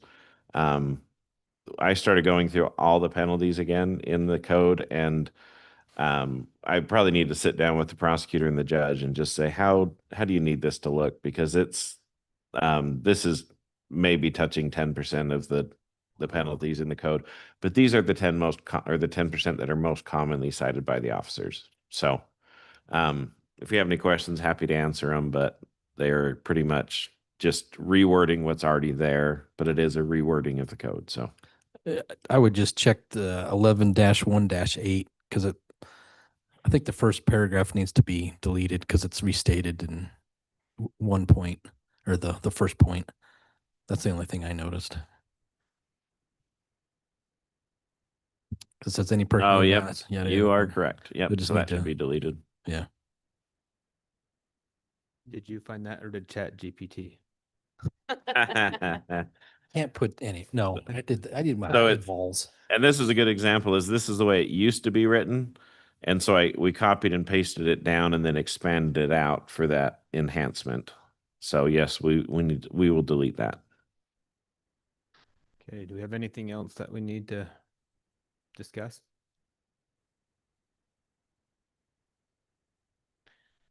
If not, be looking for a motion to approve ordinance 2026-06, amending Title 5, Chapter 1, refuse and inoperable motor vehicle storage. And John has I should probably say we technically just renamed it to amending penalties in city code. Okay, so Um, we're amending penalties in city code, not the other. Yeah, that's it. Mayor, I'll make a motion that we approve ordinance 2026-06, amending penalties in city code as presented. Okay, we have a motion by Councilmember Watson. Second. Second by Councilmember Pulver. Do we have any additional discussion? All right, this will be a roll call vote. Councilmember Delpaz, Yes, sir. Councilmember Neighbor, Yes. Councilmember Carney, Yes. Councilmember Pulver. Yes. And Councilmember Watson. Yes. Okay, that motion passes. All right, now we're gonna go on to something new that we've never done before. Our Make sure you're. council pillar assignment updates, and we're gonna start with Councilmember Watson talking about economic development. Okay. Thank you. Yes, I spoke with Mr. Scott Hess today, and received an email with some details. There, there's a site plan approved by the Planning Commission on February 18th for a fast stop at the Village at Prominence Point, which is the 1700 in Washington Corner. It's scheduled to move forward to City Council for final approval. Ben Lomond Fitness, which I connect with CrossFit, but it's technically called Ben Lomond Fitness, has a site plan approved as well on February 18th. And that project will receive the RDA funding to support its building expansion. Did that get approved? February 18th. I thought they had some kind of thing they were changing Oh, on. there was a little hiccup. They wanted to make sure the back of the building Yeah. had a little was it got very approved, though? little to make it more presentable. So I didn't think it got I approved. can't remember if it was So with it was condition? approved with conditions. I think Oh, it was okay. left in staff's hands, I particularly was Scott. mostly listening, And- so. For the cannery, the building permit application has been submitted and sidewalk encroachment agreement is what we just discussed. So that is there as well. And then there's an RDA grant that we know about that we've talked about the past couple of years. The status of that is that $805,250 so far has been funded. And the expenditures to date approximately are 245,000. The remaining funds to be expended by June 30th deadline is approximately $560,000. So the projects still pending completion include Ben Lomond Fitness, Big O Tires, the Cannery, Northern Ice Campus, Lock It Up Storage, and North Ogden Plaza. So the staff is continuing to work with those applicants to hit the deadline by the end of June. As far as building goes, Cooperstown Apartments on 1500 in Washington had their first building permit submitted. Wingstop has a certificate of occupancy expected this week and opening shortly anticipated. So that's all I have to share. So as I think the only remaining council member from the first gas station, does it have a clock tower? No, Scott Hess is saying no. That's good. I was in the audience at those times, so I remember that. That's good. Okay. Thank you. If you want some probably comedic value, go back and watch those meetings. All right, moving on. Public safety, Councilmember Carney. All right, I've got a report from Chief Einen. Currently, the department is down 2 positions with 2 lateral candidates being considered. February 19th, we did our first coffee with a cop event at Beans and Brews. I and Councilman Neighbor both had a chance to go. That was a lot of fun. I hope to see more citizens there, but we did have a good turnout. It was a success, and the members of the department had positive interactions with a few community members. We hope to conduct these types of events quarterly and look forward to more community participation. We have recently established the Tri-City Active Shooter Task Force between NOPD, Harrisville PD, Pleasant View PD, and Northview Fire. On February 18th, we conducted our first training with the task force, and these trainings will be held quarterly. For the background, this is a multi-jurisdictional active shooter task force to enhance regional preparedness, coordination, and response to active shooter and mass casualty incidents within the 3 cities. The objectives are to develop and maintain a unified response protocol, conduct joint training exercises, share intelligence and threat assessments, coordinate deployment of specialized personnel and equipment, promote community education and outreach. The ASTF will be governed by 1 representative from each participating agency and will meet monthly to review operations, training, and strategic planning. So cool stuff. That's what I've got from there. Okay, thank you. And finances, Councilmember Neighbor. Yes. Being the new guy on the block, my first priority was to focus my attention at getting operational with the operations and finances of the city. So I've been engaged in some very interesting and productive meetings. I've had a meeting with Peter Brown. He's here tonight. We've been talking finances and looking at various reports that we might bring to the council periodically, maybe on sales tax, maybe on budget, and we'll have our annual financial statement. So we're working through those schedules. I had a meeting with Bryce Nelson, our Administrative Services Director and IT Director. Had a very good discussion with him. Casey Hunsaker, had a meeting with him. He's our Treasurer and Emergency Services Director, another very effective meeting. And went on a 2-hour tour in Public Works with Tyrell Starks. That was very, very interesting, actually, and I learned a lot. And also had a meeting with Dave Espinosa. We have a meeting with John this week to kind of go over all the information that we've looked at. And I just have to say, my meetings have been extremely, extremely constructive. Everybody's been honest, and basically the way I'm approaching it is, of course, we have some oversight responsibilities. I would never tell them I would never influence them on how they do their job, but maybe give perspective given my background. And those meetings have gone very well. And the other thing I noticed is we have a very effective and healthy, my impressions are, employee culture right now, it feels like. And the thing that I've been most impressed with is that a lot of these individuals I've talked with, they've been in other departments in the city and have worked their way through a career path that John has probably set up for them. And they're in new positions, learning new jobs. And so it was very, very enlightening to see how positive those things that strategy was. So in my next update, I hope to give you a little bit more. I'm still learning the ropes right now. So I'm happy to answer any questions, respond to any questions, if there are any. Can we see the sales tax report? Yeah, that's by what I was gonna chance? say. Throw that up there. We do have that. I'm not sure you have any copies of that. It's right on the screen. Right there.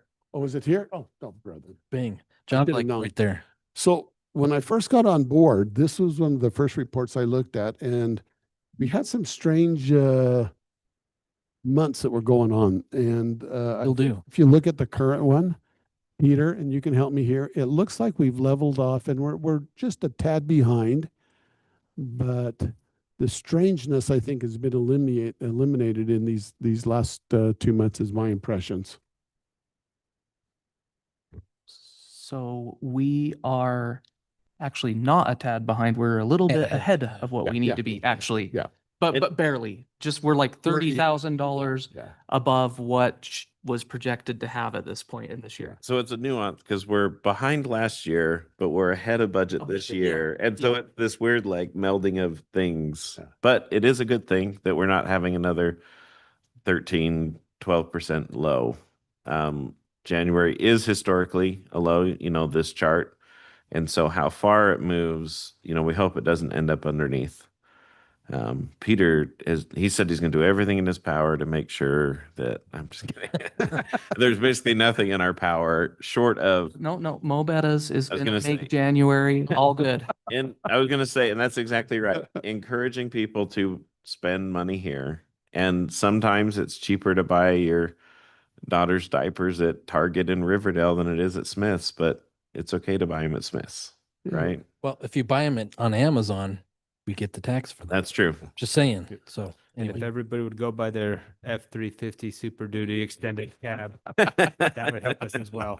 Actually, if everyone would just buy a new car, that helps a lot. So if you just turn your car over every year, we get taxes for where it's registered at, which is Really? in theory your home Just bring it address. up. So So yes, so I'm going to be very familiar with this report down the road. And thanks, Peter. Okay, thank you. All right, moving on. We're now back to public comments.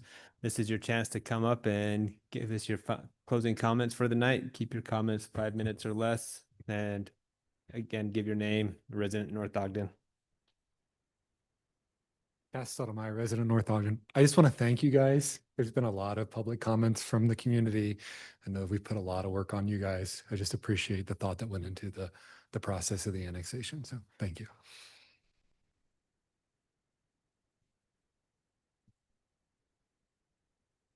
Mindy Albee, still from North Ogden. Yes, I want to echo that. Thank you for taking all of the raw emotion that happens in the red shirts and kind of hugging it and letting it be. I know that this, were you doodling on it? no, I was writing certain. Oh, you were treasuring it. Great. Yeah, I just want to say that this has been really eye-opening for a lot of neighbors. And I've heard a lot of neighbors who have said, oh, I feel like I learned a lot about how our city runs and I feel more confident being part of discussions and I feel like I want to pay more attention. So just know as you hear whatever chatter, whether someone liked your comments or your voting or whatever on this one and the other ones, that the neighbors recognize that this has been a learning experience and they appreciate it. So thanks for being a part of that. The other thing I wanted to say was thank you for supporting the Green Acres Elementary School fundraiser. We little PTA moms over there have been really, really hustling, but it helps and it feels good to have your support doing the things that you can within your control. I know that you can't just like write a check to like close the gap, but just know that the Green Acres kids are very excited about that. And we, as the encouragers of the project, appreciate your support. So thank you. I have a yard sign in my yard. Oh, you do? Oh, we're twinsies. And just thank you, the future planning commissioner talking there. He's not listening. Brent Call. I'd just like to echo some of the same comments. I really appreciate your guys' dedication and service and the thoughtful deliberation that goes on in making the decisions. I know they're tough, and you guys have to make some very tough decisions. And just want to appreciate or share my appreciation for that service and what you guys do. Thank you.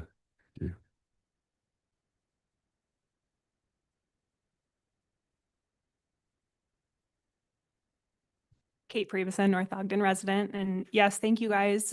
We appreciate all your thoughts, input, time, consideration, the way you handle yourself during these meetings. So thank you. And I will just kind of echo what I emailed you, that the draw to North Ogden is its lower density. Excuse me.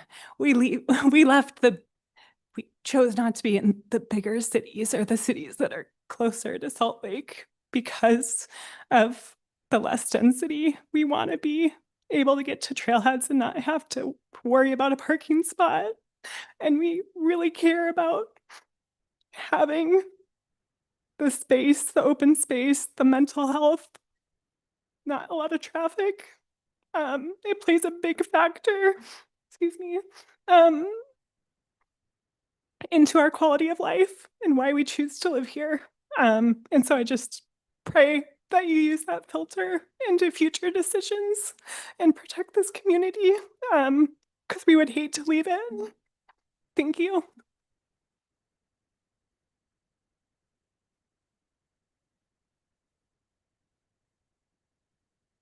Someone online. Okay. Yep. Is there any kind of a mystery name? How do we handle that? So looks like it's Dee Dee. Okay.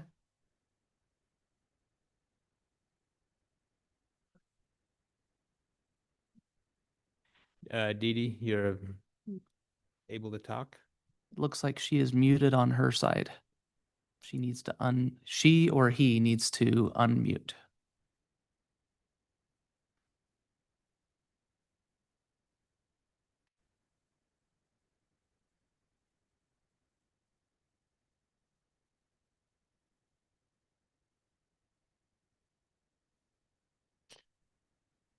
Dee Dee, we still can't hear you if you're trying to talk.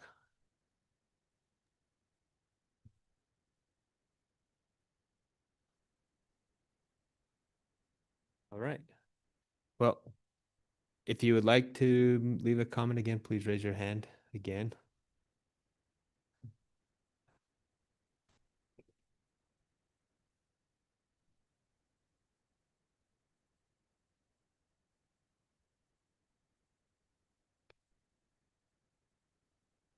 Oh, oh, there we go. She raised her hand again. All right, you're still muted, Dee Dee.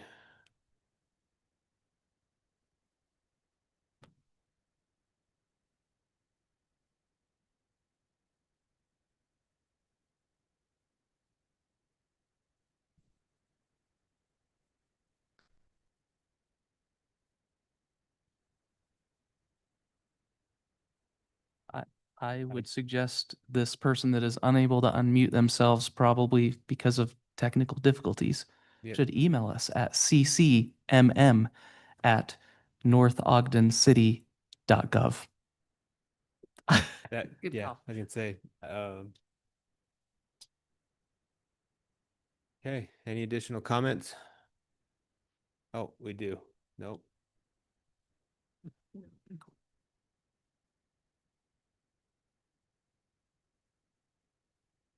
I think they're frozen because Nat won't even let me lower their hand. Okay. So, All right. We'll move on to mayor, council, staff comments. We'll start with the council tonight. Councilmember Pulver. Just a crazy amount of bills going through the state legislature and Like 600?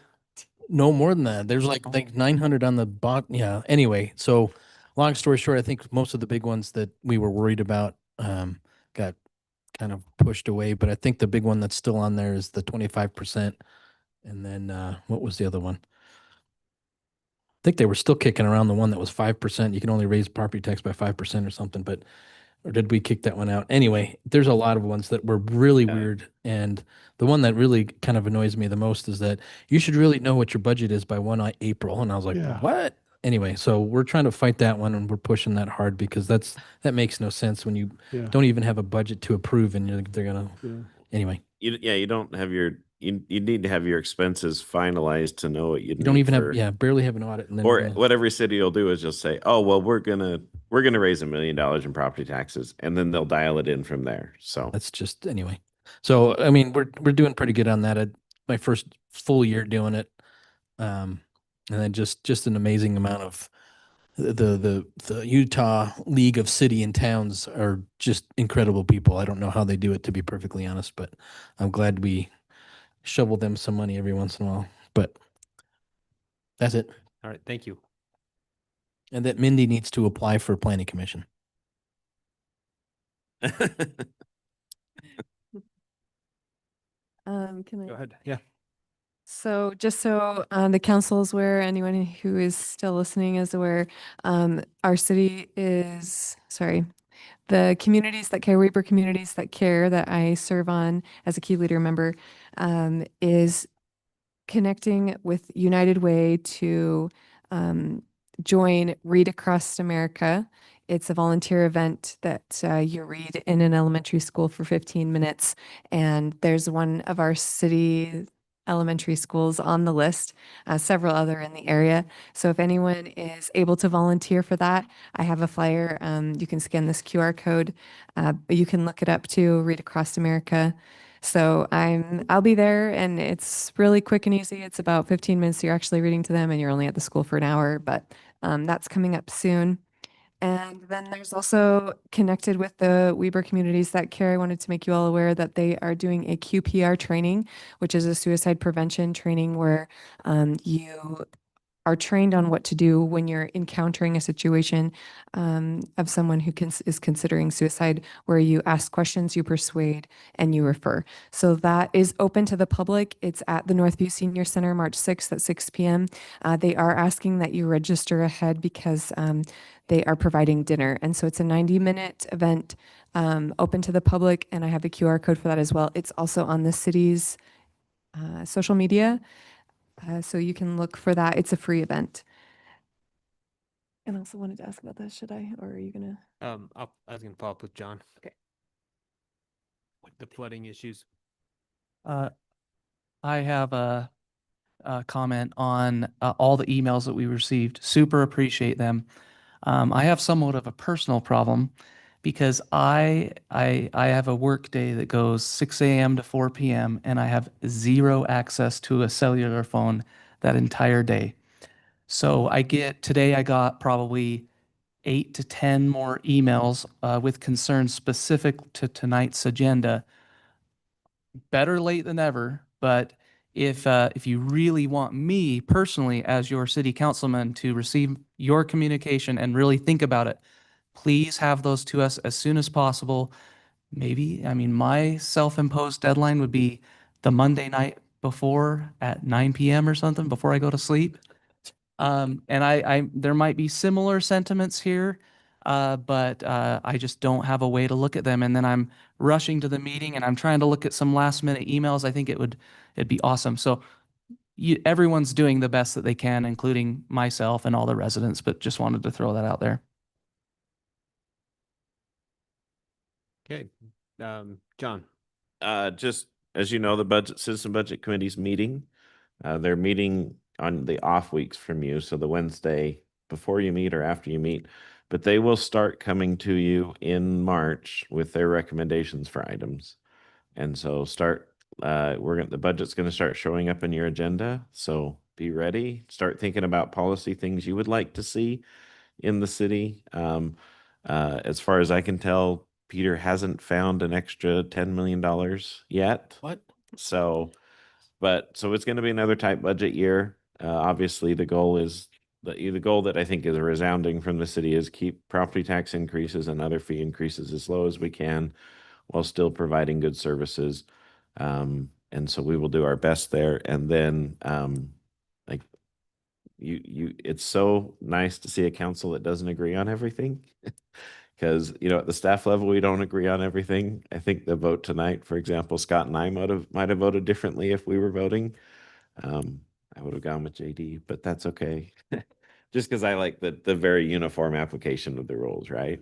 But it is hard sometimes because as a staff, we have to provide feedback that maybe we would take a path we wouldn't agree with. But that being said, we will do what you say. We don't get, most of us, I don't think we have any employees who get emotionally invested in your decisions because we know it's vested with you to have that power. So please don't feel like you're ever going to make us feel bad if you go against what we say, because we just want to get ready for the next meeting and move on to something else. So thank you all for what you do. Chief? Yep. Thanks, Councilmember Watson, for the Read Across America. We'll be there. We'll have a bunch of officers there as well. And the QR code's on our webpage as well, our Facebook page. But great news. Part of our strategic plan for when I first started here a year and a half ago was to get North Ogden City in the top 10 of the safest cities in Utah.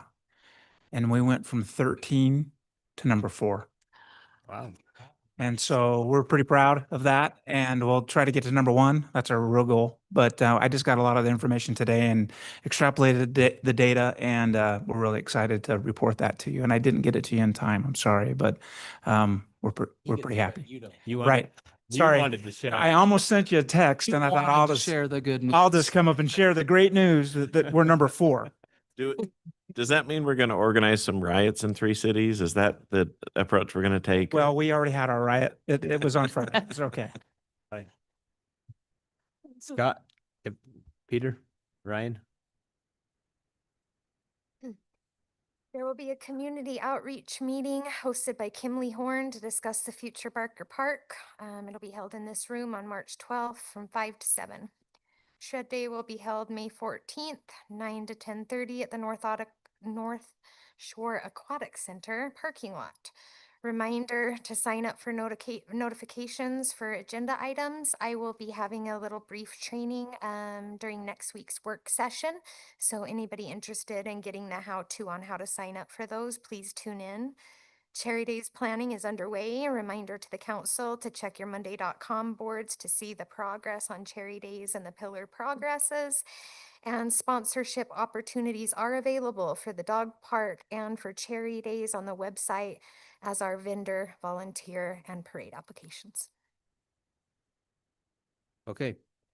And then I just had the 2 emails we got within the last week. The rain barrels, is that something we need to bring back to the council, John, or is it we don't have a budget and let's not discuss it? Well, so it's typically $25,000. If the council would like to, would need to do a budget amendment because usually it's springtime, although I haven't heard from the river. We got one a week ago, so I Yeah. can forward it to you. Oh, Yeah, I don't feel like I'm personally interested this year because I feel like we're a tight budget year. Last year, we kind of had a quick discussion about it, and I think we felt similar.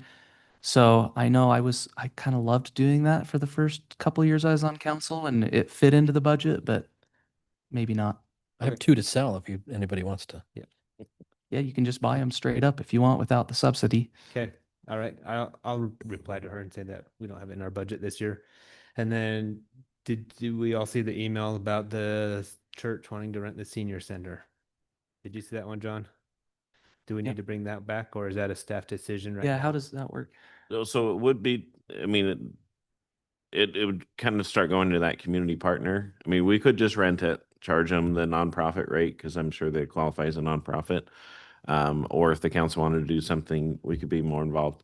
I would say if we're going to do anything more than the main room, that, they talked about some of the side rooms, that would need to involve the seniors, the board and the operator.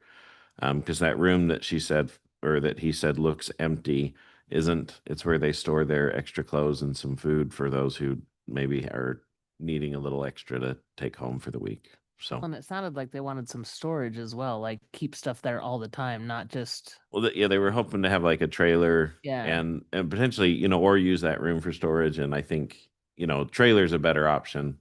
As far as that would go, I would say, but it's something that we could bring back next week. We're going to talk community unity. And if you wanted to, we could bring that into the work session, have them come and present as well, if you'd like. So. Yeah, council, I'm yes, open- no? I'm open to it. Okay, I would like to hear from him. yeah. Okay, that's all I had. Oh, yeah, and I said I'll talk to John after. Since they're not here, I'll talk to John about the flooding issues and then we'll get back to him.